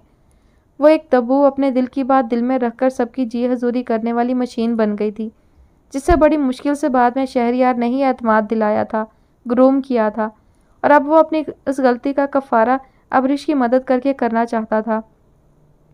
शहरयार अब्रिश को लेकर एक 5 स्टार होटल में पहुंचा। ठीक 5 घंटे बाद उसकी वापसी की फ़्लाइट थी, यानी एयरपोर्ट पहुंचने का टाइम निकालकर उसके पास बमुश्किल 3 घंटे थे। अब्रिश तो अपना सामान पैक करके बैग साथ ही लाई थी, पर वो फारस से मिले बिना अब्रिश को साथ लेकर जाना नहीं चाहता था, ना ही उसे ऐसे अकेले छोड़कर जा सकता था। गुड़िया, मैंने पिज़्ज़ा ऑर्डर किया है, तुम कुछ खाकर थोड़ा आराम कर लो, मैं थोड़ी देर तक वापस आता हूँ। उसने नरमी से उस लड़की को हिदायत दी, फिर कमरे से निकलकर बाहर से दरवाज़ा लॉक कर दिया। वो नहीं चाहता था कि अब्रिश उसकी गैर मौजूदगी में बाहर निकले। इस वक्त सबसे बड़ा मसला फारस से राब्ता करने का था। फ़ोन उसका मुसलसल बंद था, वरना अब तक बात हो चुकी होती। शहरयार अपनी सोचों में गुम गाड़ी तक आया और ड्राइवर को फारस के घर का एड्रेस दिया। आधे घंटे की ड्राइव के बाद वो घर पहुंच चुका था, मगर सब बेसूद। घर लॉक था, सारी लाइट्स भी ऑफ थीं, यानी वो अभी तक घर नहीं आया था। शहरयार ने कलाई पर बंधी घड़ी में वक्त देखा। शाम के 6 बज चुके थे। वो लिफ्ट से नीचे उतरकर बिल्डिंग से बाहर निकला और ड्राइवर को स्टूडियो चलने का हुक्म दिया। न्यूयॉर्क में 6 बड़े स्टूडियोज थे। अब फारस कहाँ शूट कर रहा था ये पता करना मुश्किल था। 2 घंटे की ड्राइव के बाद न्यूयॉर्क के मशहूर तरीन मैनहट्टन के साहिली इलाके पर सारा शूटिंग क्रू मौजूद था। कैमरामैन डायरेक्टर के साथ काफ़ी देर से लाइट स्पॉट की सेटिंग कर रहा था और फारस उकताए हुए अपनी घड़ी में वक्त देखे जा रहा था। दिन के 2 बज चुके थे और वो 4 बजे से पहले यहाँ से निकल जाना चाहता था। आज उसे हर सूरत अब्रिश से अपनी मोहब्बत का इजहार करना था, उस बेवकूफ़ लड़की को अपने दिल का हाल सुनाना था। उसने अपनी पॉकेट से सेल फोन निकाला ही था कि उर्वा और जिम उसके नज़दीक आए। कम ऑन फारस, पहले शूट स्टार्ट कर रहे हैं। जिम ने उसे इशारा किया। वो आस्तीन के कप फोल्ड करते हुए मुंतखब जगह पर आया। मेकअप मैन ने उसके बाल और चेहरे को ठीक किया। फारस, तुम उर्वा सामने देखोगे और उर्वा तुम फारस के कंधे पर सर रहकर सोच में गुम नजर आओ। Now action. सब कैमरे हरकत में आ चुके थे। मुख्तलिफ पोज में मुख्तलिफ ड्रेस में फ़ोटो शॉट लिया जा रहा था। जल्दी जल्दी करते करते भी बैकअप करने में 5 बज चुके थे। फारस का मूड हद दर्जा ख़राब था। वो सबको इशारे से बाय कहता हुआ अपनी गाड़ी में आया और दरवाज़ा खोलने लगा। फारस, प्लीज़ बात सुनिएगा। उर्वा ने पीछे से उसे आवाज़ दी। उसके चेहरे पर परेशानी थी। यस, मुझे चक्कर आ रहे हैं, दिल बुरी तरह घबरा रहा है। जिम वगैरह को तो अभी सब समेटते हुए बहुत वक्त लगेगा। मैं हार्ट पेशेंट हूँ, तो क्या तुम मुझे किसी भी नज़दीकी हॉस्पिटल छोड़ सकते हो? प्लीज़ मना मत करना, मैं यहाँ के रास्ते भी नहीं जानती, वरना टैक्सी कर लेती। वो अपना माथा रगड़ते हुए बोली। फारस ने एक नज़र उसके परेशान चेहरे को देखा। लेट तो वो हो ही चुका था, इसलिए अब 10-15 मिनट मज़ीद लेट होने से कोई फ़र्क नहीं पड़ना था। ओके कम, उसने हामी भरते हुए दरवाज़ा खोलकर उसे बैठने का इशारा किया और ख़ुद ड्राइविंग सीट पर बैठने से पहले अपना सेल फ़ोन निकाला। इरादा अब्रिश को कॉल करने का था, मगर उसका फ़ोन डेड पड़ा था, बैटरी ख़त्म थी। शिट, उसने गुस्से से हाथ गाड़ी के बोनट पर मारा और फिर अंदर बैठकर उर्वा को नज़दीकी हॉस्पिटल की तरफ ले जाने लगा।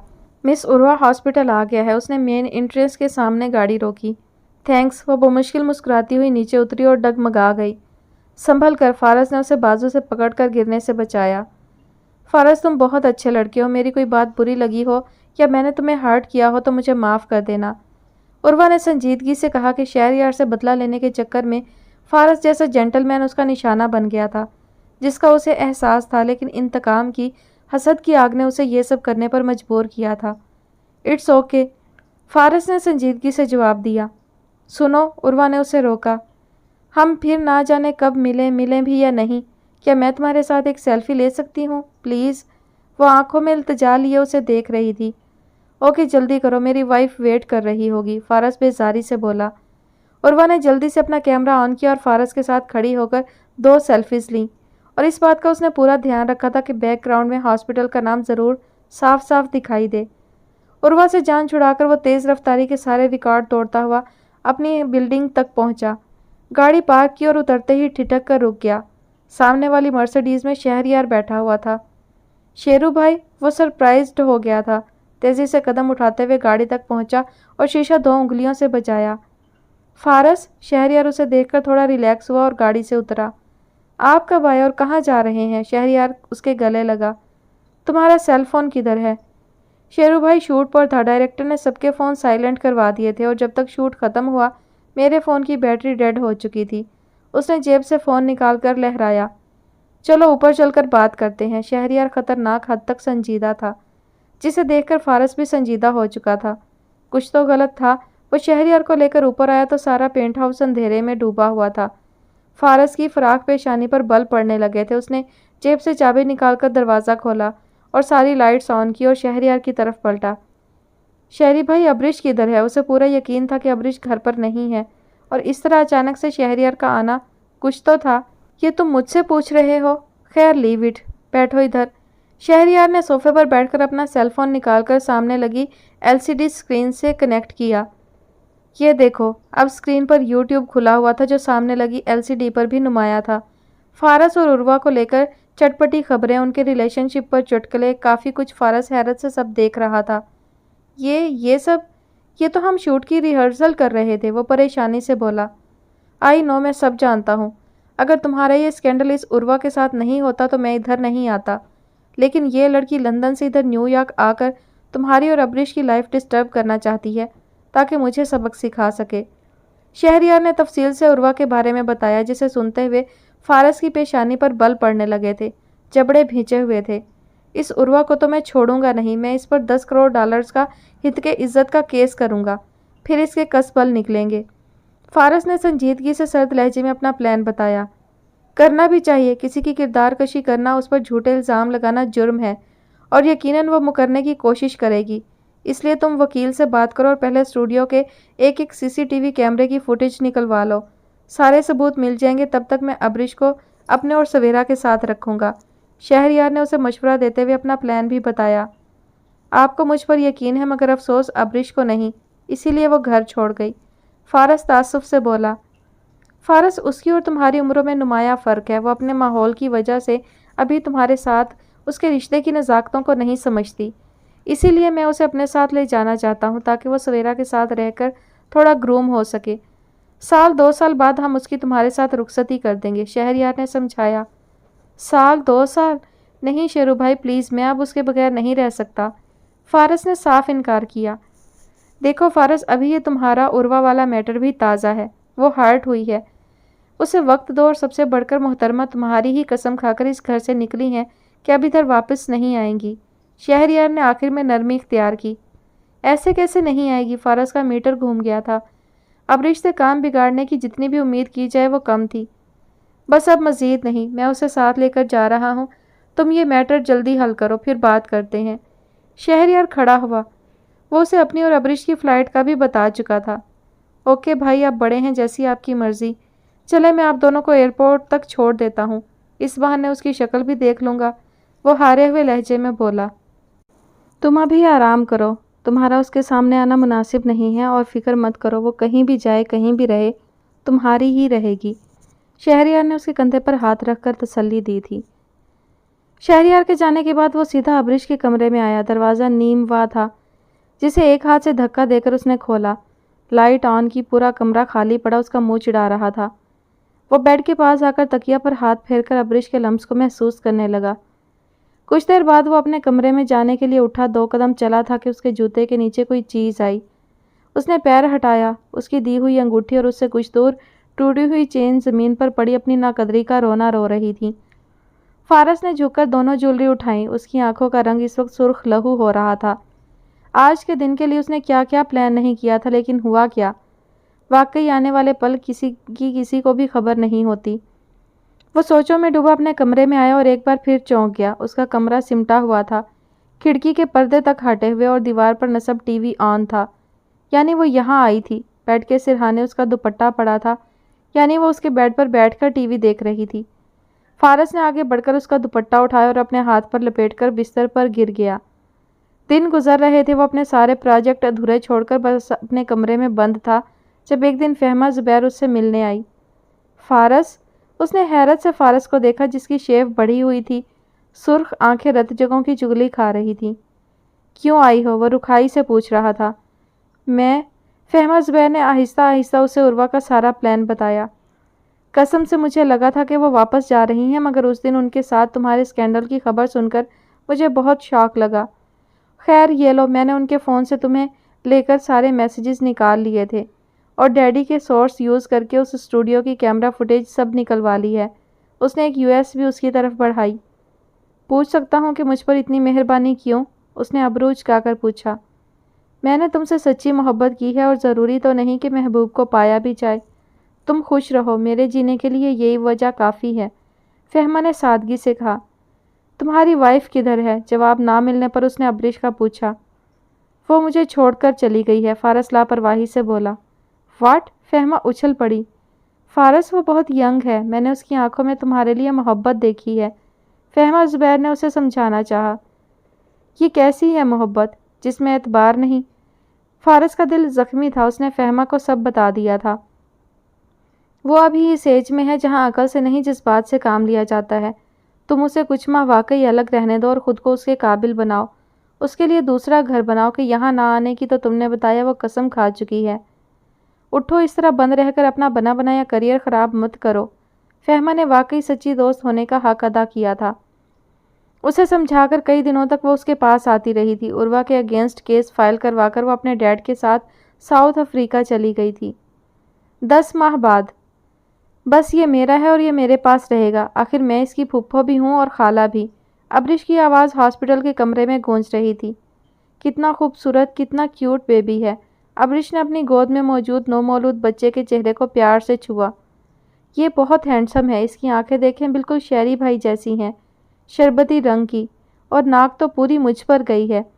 وہ اب ہاسپٹل کے بیڈ پر لیٹی ہوئی سویرا کو اس کا بیٹا دکھا رہی تھی۔ ہاں، یہ بالکل ہماری ابریش پر ہے، سویرا نے پیار سے ابریش کو دیکھا۔ ان 10 ماہ میں سویرا نے ابریش کا کسی ماں کی طرح خیال رکھا تھا، اٹھتے بیٹھتے اس کی کاؤنسلنگ کی تھی۔ ابریش نے بھی اسے عزت و محبت دینے میں کوئی کسر نہیں چھوڑی تھی۔ آپ ہی دیکھیں، یہ مسکرا رہا ہے، وہ جوش سے اس خوبصورت 10 پاؤنڈ کے گول مٹول سرخ و سفید بچے کے مسکراتے ہوئے لبوں کو دیکھ کر بولی۔ لڑکی ماشاءاللہ بولتے ہیں، فرزانہ پھپھو نے کڑی نظروں سے اسے دیکھتے ہوئے ٹوکا۔ وہ 1 مہینہ پہلے ہی سویرا کی ڈیلیوری کی وجہ سے لندن آئی تھیں۔ شہری بھائی، وہ بچے کو گود میں لیے شہریار کے پاس آئی، جو دیوار سے ٹیک لگائے مسلسل نرم گرم نظروں سے سویرا کو دیکھنے میں مگن تھا۔ ہاں گڑیا بولو، اس نے بچے کو احتیاط سے ابریش کی گود سے لے کر اپنے سینے سے لگایا۔ اب میرے 2 بھتیجے ہیں، اسامہ اور یہ چھوٹو، بس اب مجھے ایک بھتیجی چاہیے، بالکل سویرا آپی جیسی، پھر میں اسے کیوٹ کیوٹ سی فراکس پہناؤں گی، رنگ برنگے کلپ سے اس کے بال سیٹ کیا کروں گی۔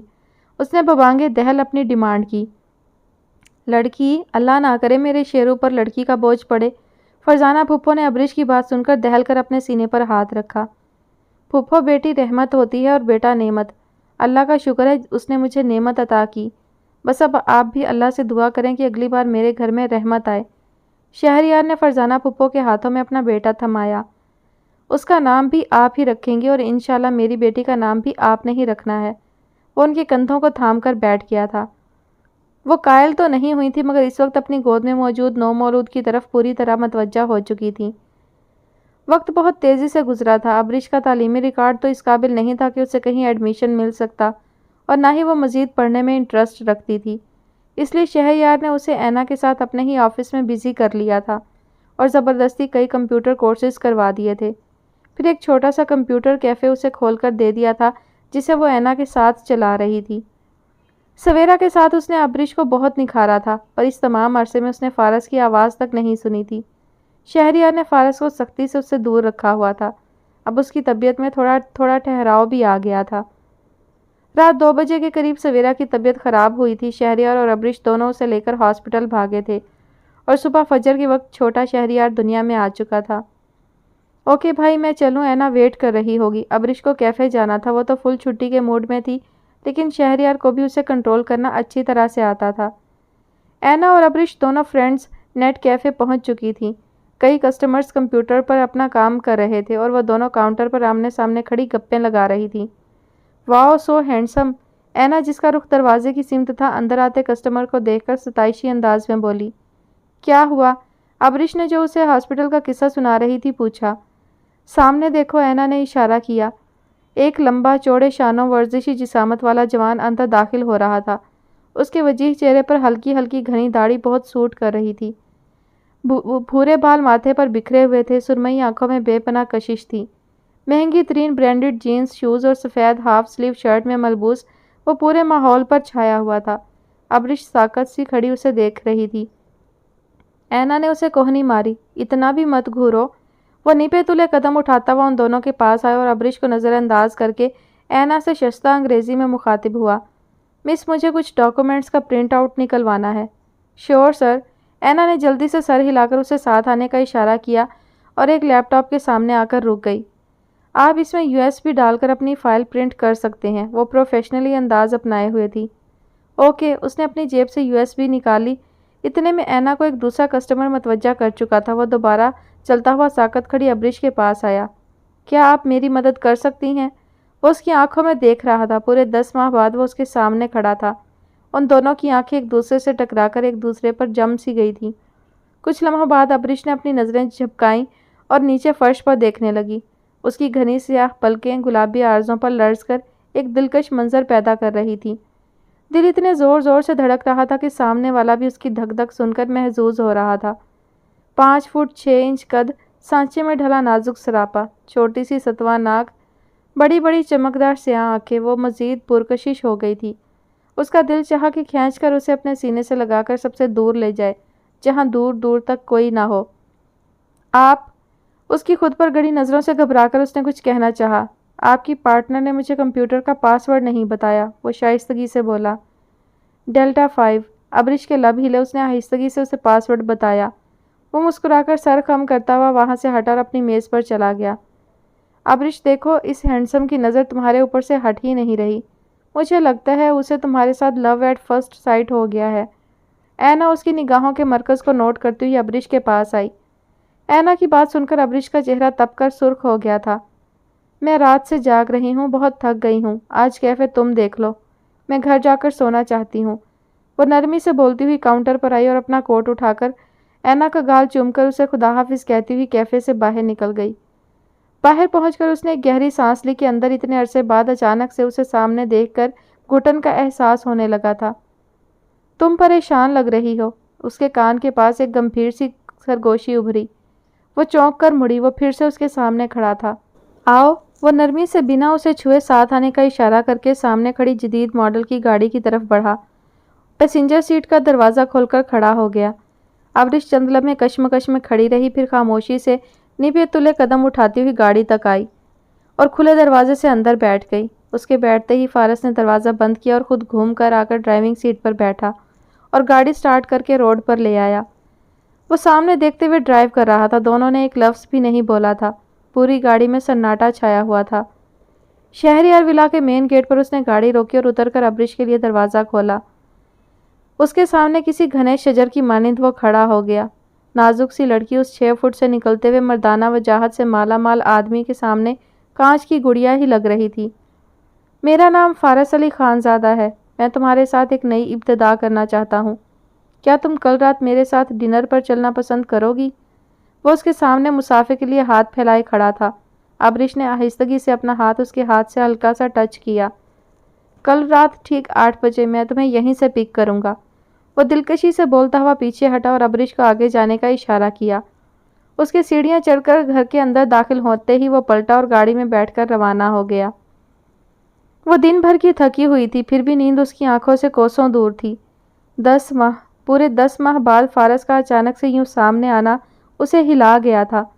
مانا کہ وہ اس سے ناراض تھی، مگر ان 10 ماہ میں اس نے اس کا انتظار بھی بہت کیا تھا، پر نہ کبھی اس نے فون کیا اور نہ ہی رابطہ کرنے کی کوشش کی تھی، جس کی وجہ سے وہ مایوس ہو چکی تھی۔ پر اپنی انا، اپنی عزت، اپنی خودداری بھی اسے بہت عزیز تھی، اسی لیے وہ چپ رہی، پر آج اسے یوں اپنے سامنے دیکھ کر اس کا دل گڑبڑا گیا تھا۔ شہریار اور سویرا کا آپس میں ریلیشن اور محبت دیکھ کر وہ بھی اب ایک ایسا ہی پیارا سا گھر اور ہر دم ساتھ دینے والا ہمسفر چاہتی تھی، جو اس پر ہمیشہ اپنا سائبان بنائے رکھے، اپنی گھنی چھاؤں میں اسے دنیا کی دھوپ سے بچا کر رکھے۔ صرف فارس۔ 10 ماہ بعد سرگوشی کی صورت میں یہ نام اس کے لبوں پر آیا۔ آپ بہت برے ہیں۔ وہ پلکیں موند کر کروٹیں بدلنے لگی۔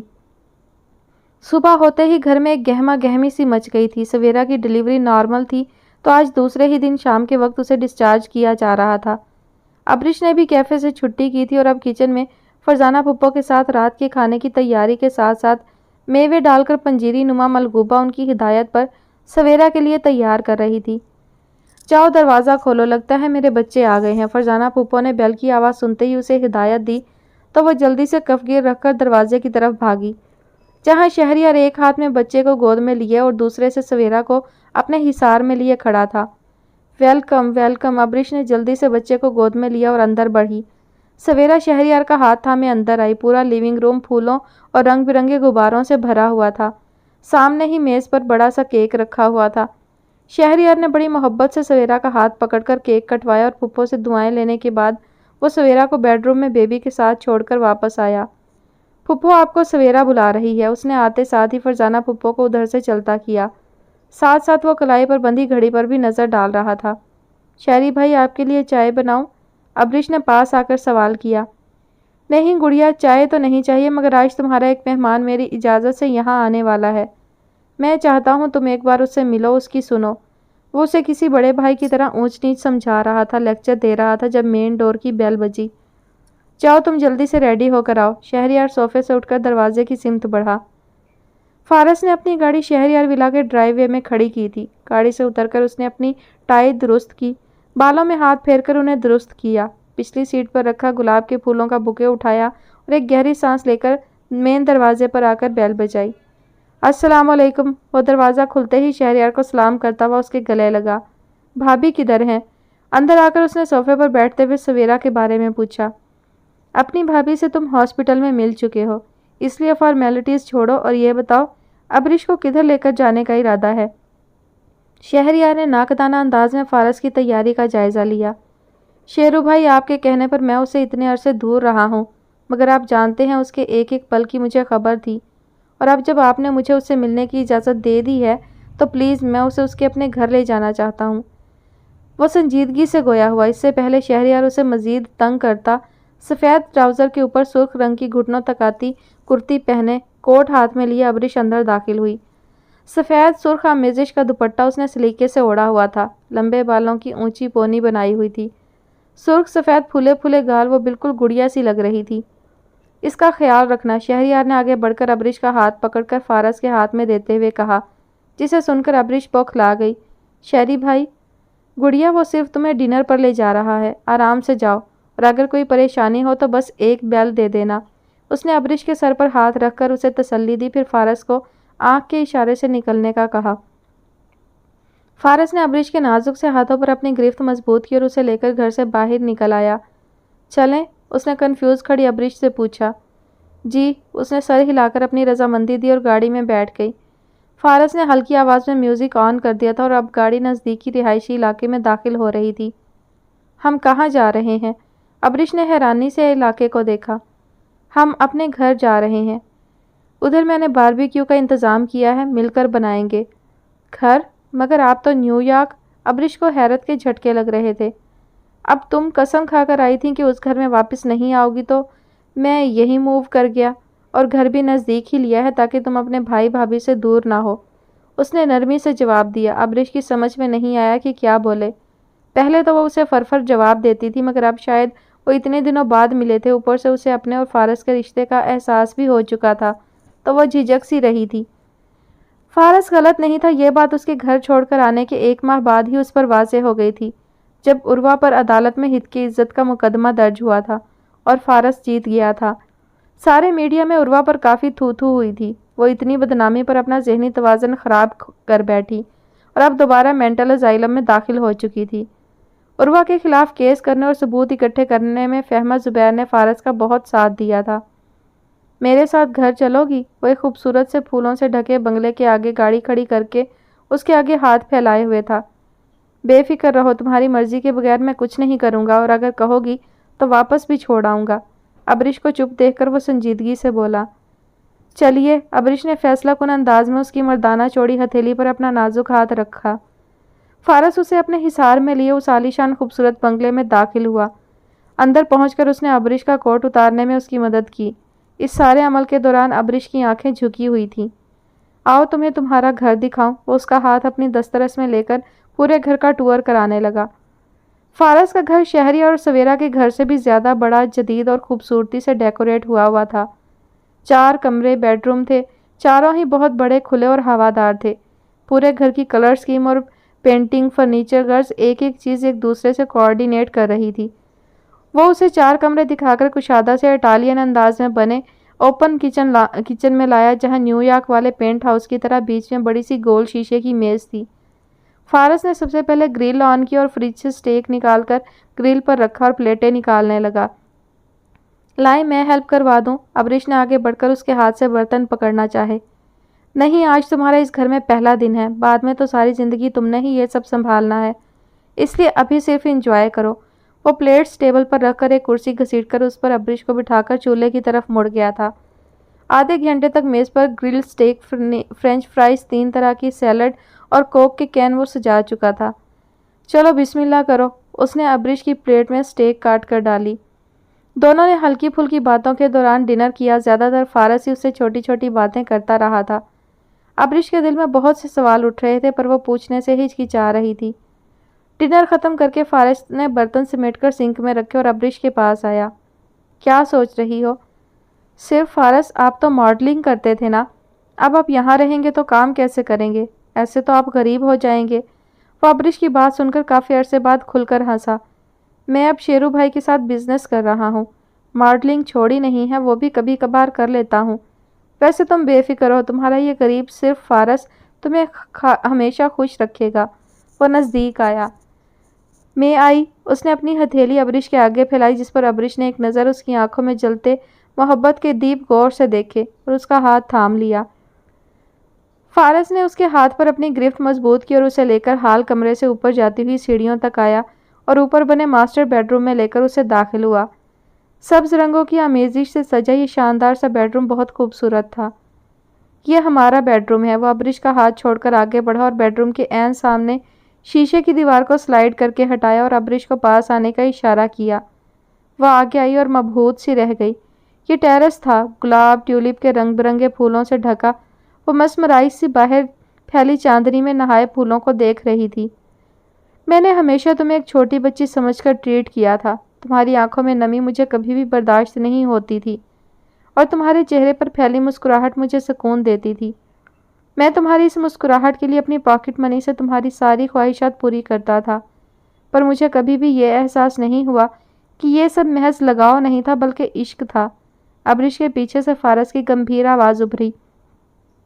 ہمارا نکاح ہوا اس وقت مجھے لگا کہ گھر والوں کو، بابا کو، امی کو، کسی کو بھی مجھ پر یقین نہیں ہے، اسی لیے وہ نکاح کروا رہے ہیں، اور وہ بھی ایک اسکول گوئنگ بچی کے ساتھ۔ وہ بولتے بولتے رکا۔ ابرش بڑے دھیان سے اسے سن رہی تھی۔ چچی امی کا میں گناہ گار ہوں، ساری زندگی اس بات پر میں خود کو کبھی معاف نہیں کروں گا۔ اس نے ایک گہری سانس بھری۔ میں بھی آپ کو کبھی معاف نہیں کرنے والی، انفیکٹ جب بھی میرا موڈ خراب ہوگا آپ کو میں نے ٹھیک ٹھاک تانے دینے ہیں۔ وہ بول رہی تھی جب فارس نے نزدیک آ کر اس کے ہلتے ہوئے سرخ لبوں پر اپنی انگلی رکھ کر اسے خاموش کرایا۔ ابرش، ہم دونوں کے درمیان پڑی ساری دراڑیں، ساری شکایات سب میری غلطی ہے۔ میں ذمہ دار ہوں سب کا، اور اب ہمارے درمیان سب کچھ ٹھیک کرنے کی ذمہ داری بھی میری ہے۔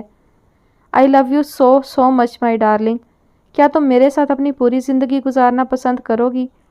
وہ جذب سے پورے دل سے اس کا ساتھ مانگ رہا تھا۔ مجھے تم ہر حال میں اچھی لگتی ہو، چاہے مجھے صرف فارس کہو یا انکل کہو یا جو چاہے کہو۔ پتہ ہے تم بہت بڑی جادوگرنی ہو، جس نے مجھ پر ایسا جادو کیا ہے کہ میں کسی جوگا نہیں رہا۔ وہ ہنسا۔ بولو، کیا میرے ساتھ اپنی باقی کی تمام زندگی گزارنے پر رضامند ہو؟ وہ اقرار چاہ رہا تھا۔ صرف فارس؟ ابرش نے پلکیں اٹھا کر اسے دیکھا۔ میری کچھ شرائط ہیں۔ سب شرطیں سر آنکھوں پر۔ فارس نے مزید نزدیک ہو کر اسے اپنی باہوں میں بھرا۔ میں کھانا اپنی مرضی سے بناؤں گی اور برتن دھونے سے میری جان جاتی ہے۔ یہ کام مجھ سے کبھی بھی نہیں کرایا جائے گا۔ ڈن؟ اور کچھ؟ اس نے دھیرے سے اس کی پلکوں کو چھوا۔ ہر سنڈے کو آپ مجھے لو کیلوریز والا ایکسٹرا چیز پیزا کھلائیں گے، دوسری فرمائش کی گئی۔ اف، یہ ایکسٹرا چیز لو کیلوریز؟ ڈن۔ وہ ابرش کو اب گود میں اٹھا کر بیڈ روم میں لے آیا تھا۔ اور یہ ٹھرکی پن نہیں کریں گے۔ وہ اس کی گرفت میں قسمس آئی۔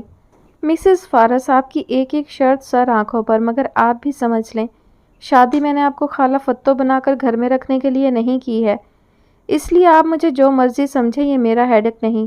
بس اس معاملے میں آپ کی نہیں چلے گی۔ وہ اسے بیڈ پر بٹھا کر اپنی الماری تک گیا، پھر واپس آ کر اس کے عین سامنے بیٹھ کر اس کا ہاتھ تھام گیا۔ ہم مل کر ہنسیں گے، روز لڑائی بھی کریں گے، ساتھ گھومے پھریں گے اور ہمیشہ ایک دوسرے کے ساتھ ایک چھت کے نیچے پیار سے رہیں گے۔ میں تھکا ہارا گھر آیا کروں گا اور تمہاری پیاری سی مسکان میری ساری تھکن سمیٹ لیا کرے گی۔ وہ اس کی انگلی میں انگوٹھی ڈال کر اس کو اپنے حصار میں لیے بیٹھ گیا تھا۔ کمرے میں محبت کی دیوی اپنے پر پھیلا چکی تھی۔ فارس سرگوشیوں میں ابرش کے کانوں میں محبت کا رس گھول رہا تھا۔ اس روئے زمین پر اس وقت مجھ سے زیادہ خوش قسمت شخص اور کوئی نہیں ہوگا، وہ آسودگی سے بولا۔ ظاہر ہے آپ کے پاس میں جو ہوں، ابرش کھلکھلا کر ہنسی۔ زندگی کا ایک نیا باب شروع ہو رہا تھا، جس میں اب ان دونوں نے ایک دوسرے کے ساتھ یقین کی سیڑھیاں چڑھ کر اپنا آشیانہ بنانا تھا۔ ختم شد۔ جی تو فائنلی کہانی اپنے اختتام کو پہنچی، اور شروع میں کہانی کافی دلچسپ تھی، کہانی کی جو سٹوری لائن تھی وہ کافی اچھی تھی، لیکن وہی بات کہ اکثر رائٹرز جو ہیں وہ 17-18 سالہ لڑکی کو نا ایسے ظاہر کرتے ہیں جیسے کہ وہ کوئی 7-8 سال کی بچی ہو، ایسے ان کا بیہیویئر بنایا جاتا ہے، ان کا امیج ایسا کریٹ کیا جاتا ہے کہانی میں ان کی حرکتوں کو لے کر۔ تو میں نہیں سمجھتی کہ کوئی بھی 17-18 سال کی لڑکی اتنی امیچور ہو سکتی ہے۔ ہاں، وہ جو اس کے حالات بدلنے سے جو اس کے اوپر اس میں تبدیلی آئی، اس کے مزاج میں، یا اس تلخ ہو گئی، وہ ساری چیزیں ٹھیک ہیں کہ انسان پر حالات مختلف طریقے سے اثر کرتے ہیں۔ سویرا بھی ایسے ہی حالات سے گزری تھی، لیکن اس پر جو ہے حالات نے دوسری طرح سے اثر کیا تھا۔ وہ ہر کسی کی جی حضوری کرتی تھی، ہر کسی کی ہر بات مانتی تھی، لیکن وہ پھر بھی دکھی تھی۔ اور جبکہ یہ اس پر الٹا اثر تھا، یہ مختلف ایک انسان بن گئی ابرش۔ تو وہ سب چیزیں ٹھیک ہے کہ ہر انسان ایک جیسا نہیں ہوتا، ہر کسی پر حالات جو ہیں مختلف طریقے سے اثر کرتے ہیں، اور ہر کسی کی اپنی شخصیت ہوتی ہے۔ سویرا ہمیشہ سے حویلی میں رہی تھی تو وہ اس ماحول کی عادی تھی، جبکہ ابرش نے بہت لاڈ پیار میں زندگی گزاری تھی، تو اس وجہ سے اس پر یہ اثر ہونا جو ہے وہ نظر آتا ہے کہ درست تھا۔ لیکن مجھے نہیں سمجھ آیا کہ جب شاہ بی بی اس کی تربیت کے لیے اسے لے کر گئی تھی تو انہیں اسے فرزانہ پھپھو کے حوالے نہیں کرنا چاہیے تھا۔ یہاں میں سمجھتی ہوں کہ انہوں نے غلطی کی۔ کسی کو مضبوط بنانے کے لیے، کسی کو ہمت اور حوصلہ دینے کے لیے ایسے سخت حالات سے گزارنا ضروری نہیں ہوتا۔ آپ اپنی بچوں کی تربیت اس انداز سے کر سکتے ہو کہ وہ ہر قسم کے سخت حالات کا سامنا کر سکیں۔ تو شاہ بی بی چاہتی تو بہت نرمی سے، پیار سے اس کی تربیت کرتی تو وہ ایک بہت بہترین انسان ہوتی۔ تو لیکن وہ ٹھیک ہے، بلیک میلنگ میں آ گئی ان کی فرزانہ پھپھو کی، اور انہوں نے ان کے حوالے کر دیا، لیکن یہ کچھ اچھا نہیں لگا۔ رمیز کا کردار بھی جو ہے وہ بلا وجہ اس کو کیا گیا، خام خواہ سے وہ اتنی امیچور نہیں ہو سکتی لڑکی کوئی بھی کہ اپنے شوہر کے سامنے بار بار کسی دوسرے کا نام لے. اتنی نادان، اتنی ناسمجھ نہیں ہوتی ہے کہ وہ اپنے رشتے کی نزاکت کو نہ سمجھے اور بار بار کسی غیر آدمی کا نام لے کر اپنے شوہر کو زج کرنے کی کوشش کرے. اور یہاں فارس کو بہت زیادہ سنجیدہ، بردبار اور سمجھدار دکھایا گیا کہ اس کو غصہ ضرور آیا لیکن اس چیز کو کنٹرول کیا اس نے. فہمہ اور عروہ کا کردار بھی جو تھا وہ بالکل اپوزٹ تھا. عروہ ظاہر ہے ضد میں آ گئی، اپنی انا اور غصے میں اس نے جو ہے وہ خود کو برباد کیا تھا. لیکن عروہ کا قصور اتنا نہیں تھا جتنا شہریار تھا. عروہ کی بربادی کا ذمہ دار شروع سے شہریار ہی تھا. اس نے اس سے کمٹمنٹ کی تھی، اس نے اسے شادی کے خواب دکھائے تھے. عروہ کے ساتھ اس نے اچھا خاصا اس نے ٹائم سپینڈ کیا تھا. تو عروہ کا جو ہے رد عمل اتنا غلط نہیں تھا. مطلب تھی وہ غلط اپنی جگہ پہ کہ ظاہر ہے محبت کو زبردستی حاصل نہیں کیا جا سکتا، لیکن اس کے باوجود عروہ اپنے عمل میں ایک طرح سے جائز تھی. ایک انسان نے پوری زندگی اپنی کسی کے ساتھ گزارنے کی ٹھانی ہو، وہ اس کے لیے ولنگ بھی ہو، اور پھر اچانک بالکل اینڈ پر آ کر وہ اس کو دھوکہ دے جائے تو پھر اس انسان کا کیا حال ہوگا؟ اس کی ذہنی حالت برباد ہوگی ہی. تو وہ عروہ کی جو تباہی ہوئی تھی اس کا ذمہ دار شہریار تھا، اور رائٹر نے شہریار کو بالکل ایک طرف کر دیا اور عروہ کو جو ہے وہ سارا نیگیٹیوٹی اس کے حصے میں ڈال دی گئی. اور اب بھی ایسا ہی ہوا کہ عروہ کو ہی سب کا ذمہ دار ٹھہرا دیا گیا. عروہ چاہتی تو فہمہ جیسی انسان بھی بن سکتی تھی، لیکن ظاہر ہے ہر انسان کی اپنی ایک شخصیت ہوتی ہے، تو وہ فہمہ کی اپنی شخصیت تھی اور عروہ کی اپنی. تو رائٹر نے ایک طرح سے کمپیریزن دیا ہے کہ انسان ایسا بھی ہو سکتا ہے. اگر ہو سکتا تھا سویرا بھی ابرش جیسی بن سکتی تھی، لیکن وہ نہیں تھی، اس کی اپنی شخصیت تھی. اسی طرح فہمہ بھی چاہتی تو ضد اور انا میں آ کر عروہ جیسی بن سکتی تھی، لیکن اس میں فارس ذمہ دار نہیں تھا، کیونکہ فارس نے فہمہ کو ایسے کوئی خواب نہیں دکھائے تھے، جبکہ شہریار پوری طرح سے ذمہ دار تھا عروہ کی بربادی کا اور اس کی نیگیٹیوٹی کا. اور انہوں نے عروہ کی جو ہے وہ ابھی تک بھی سیٹنگ نہیں کروائی، حالانکہ جانسن جو تھا وہ عروہ میں پوری طرح انٹرسٹڈ تھا، تو عروہ کو وہ انسپائر کر سکتا تھا اور عروہ کی شادی اس کے ساتھ ہو سکتی تھی، لیکن رائٹر نے ایسا نہیں کیا. خیر چلیں، یہ رائٹر کی اپنی مرضی ہے، ہم کیا کہہ سکتے ہیں. کہانی بہرحال بس ٹھیک ہی تھی، بہت زیادہ اچھی نہیں تھی، اور یہ اور لمبی بھی ہو سکتی تھی اور جلدی سمٹ بھی سکتی تھی، لیکن اتنا مزہ نہیں آیا کہانی کا. خیر بہت زیادہ جو ہے آؤٹ سٹینڈنگ یا بہت اچھی نہیں تھی. آغاز بہت اچھا تھا، لیکن اینڈ جو ہے وہ رائٹر نے بس ایسا لگا جیسے بھاگم بھاگ ایک دم سے سمیٹ دیا گیا ہے. تو خیر چلیں، جیسی بھی تھی کہانی اپنے اختتام کو پہنچی. انشاءاللہ نیکسٹ کسی اچھے ناول کے ساتھ حاضر ہوں گی. جتنی بھی ریکویسٹ پینڈنگ ہیں میں ان میں سے دیکھوں گی، جو کہانی اچھی اور دلچسپ لگی تو انشاءاللہ وہ شیئر کروں گی. تو آپ سب جو ہیں پلیز، میں نے پہلے بھی بتایا ہے کہ کوئی بھی ناول سجیسٹ کرنے سے پہلے اسے یوٹیوب پر سرچ کیا کریں. اگر وہ آڈیو میں موجود نہ ہو تو پھر اس کی جو ہے وہ مجھے سجیشن دیا کریں، اور اس کی سٹوری اچھی ہوگی تو انشاءاللہ میں لازمی شیئر کروں گی. لیکن اگر سٹوری اچھی نہیں ہوگی تو میں معذرت خواہ ہوں، میں وہ ناول شیئر نہیں کروں گی. انشاءاللہ جلد نئے ناول کے ساتھ حاضر ہوں گی. تب تک آپ سب مجھے اپنی دعا میں لازمی یاد رکھیے گا اور اپنا ڈھیر سارا خیال رکھیے گا. اللہ حافظ.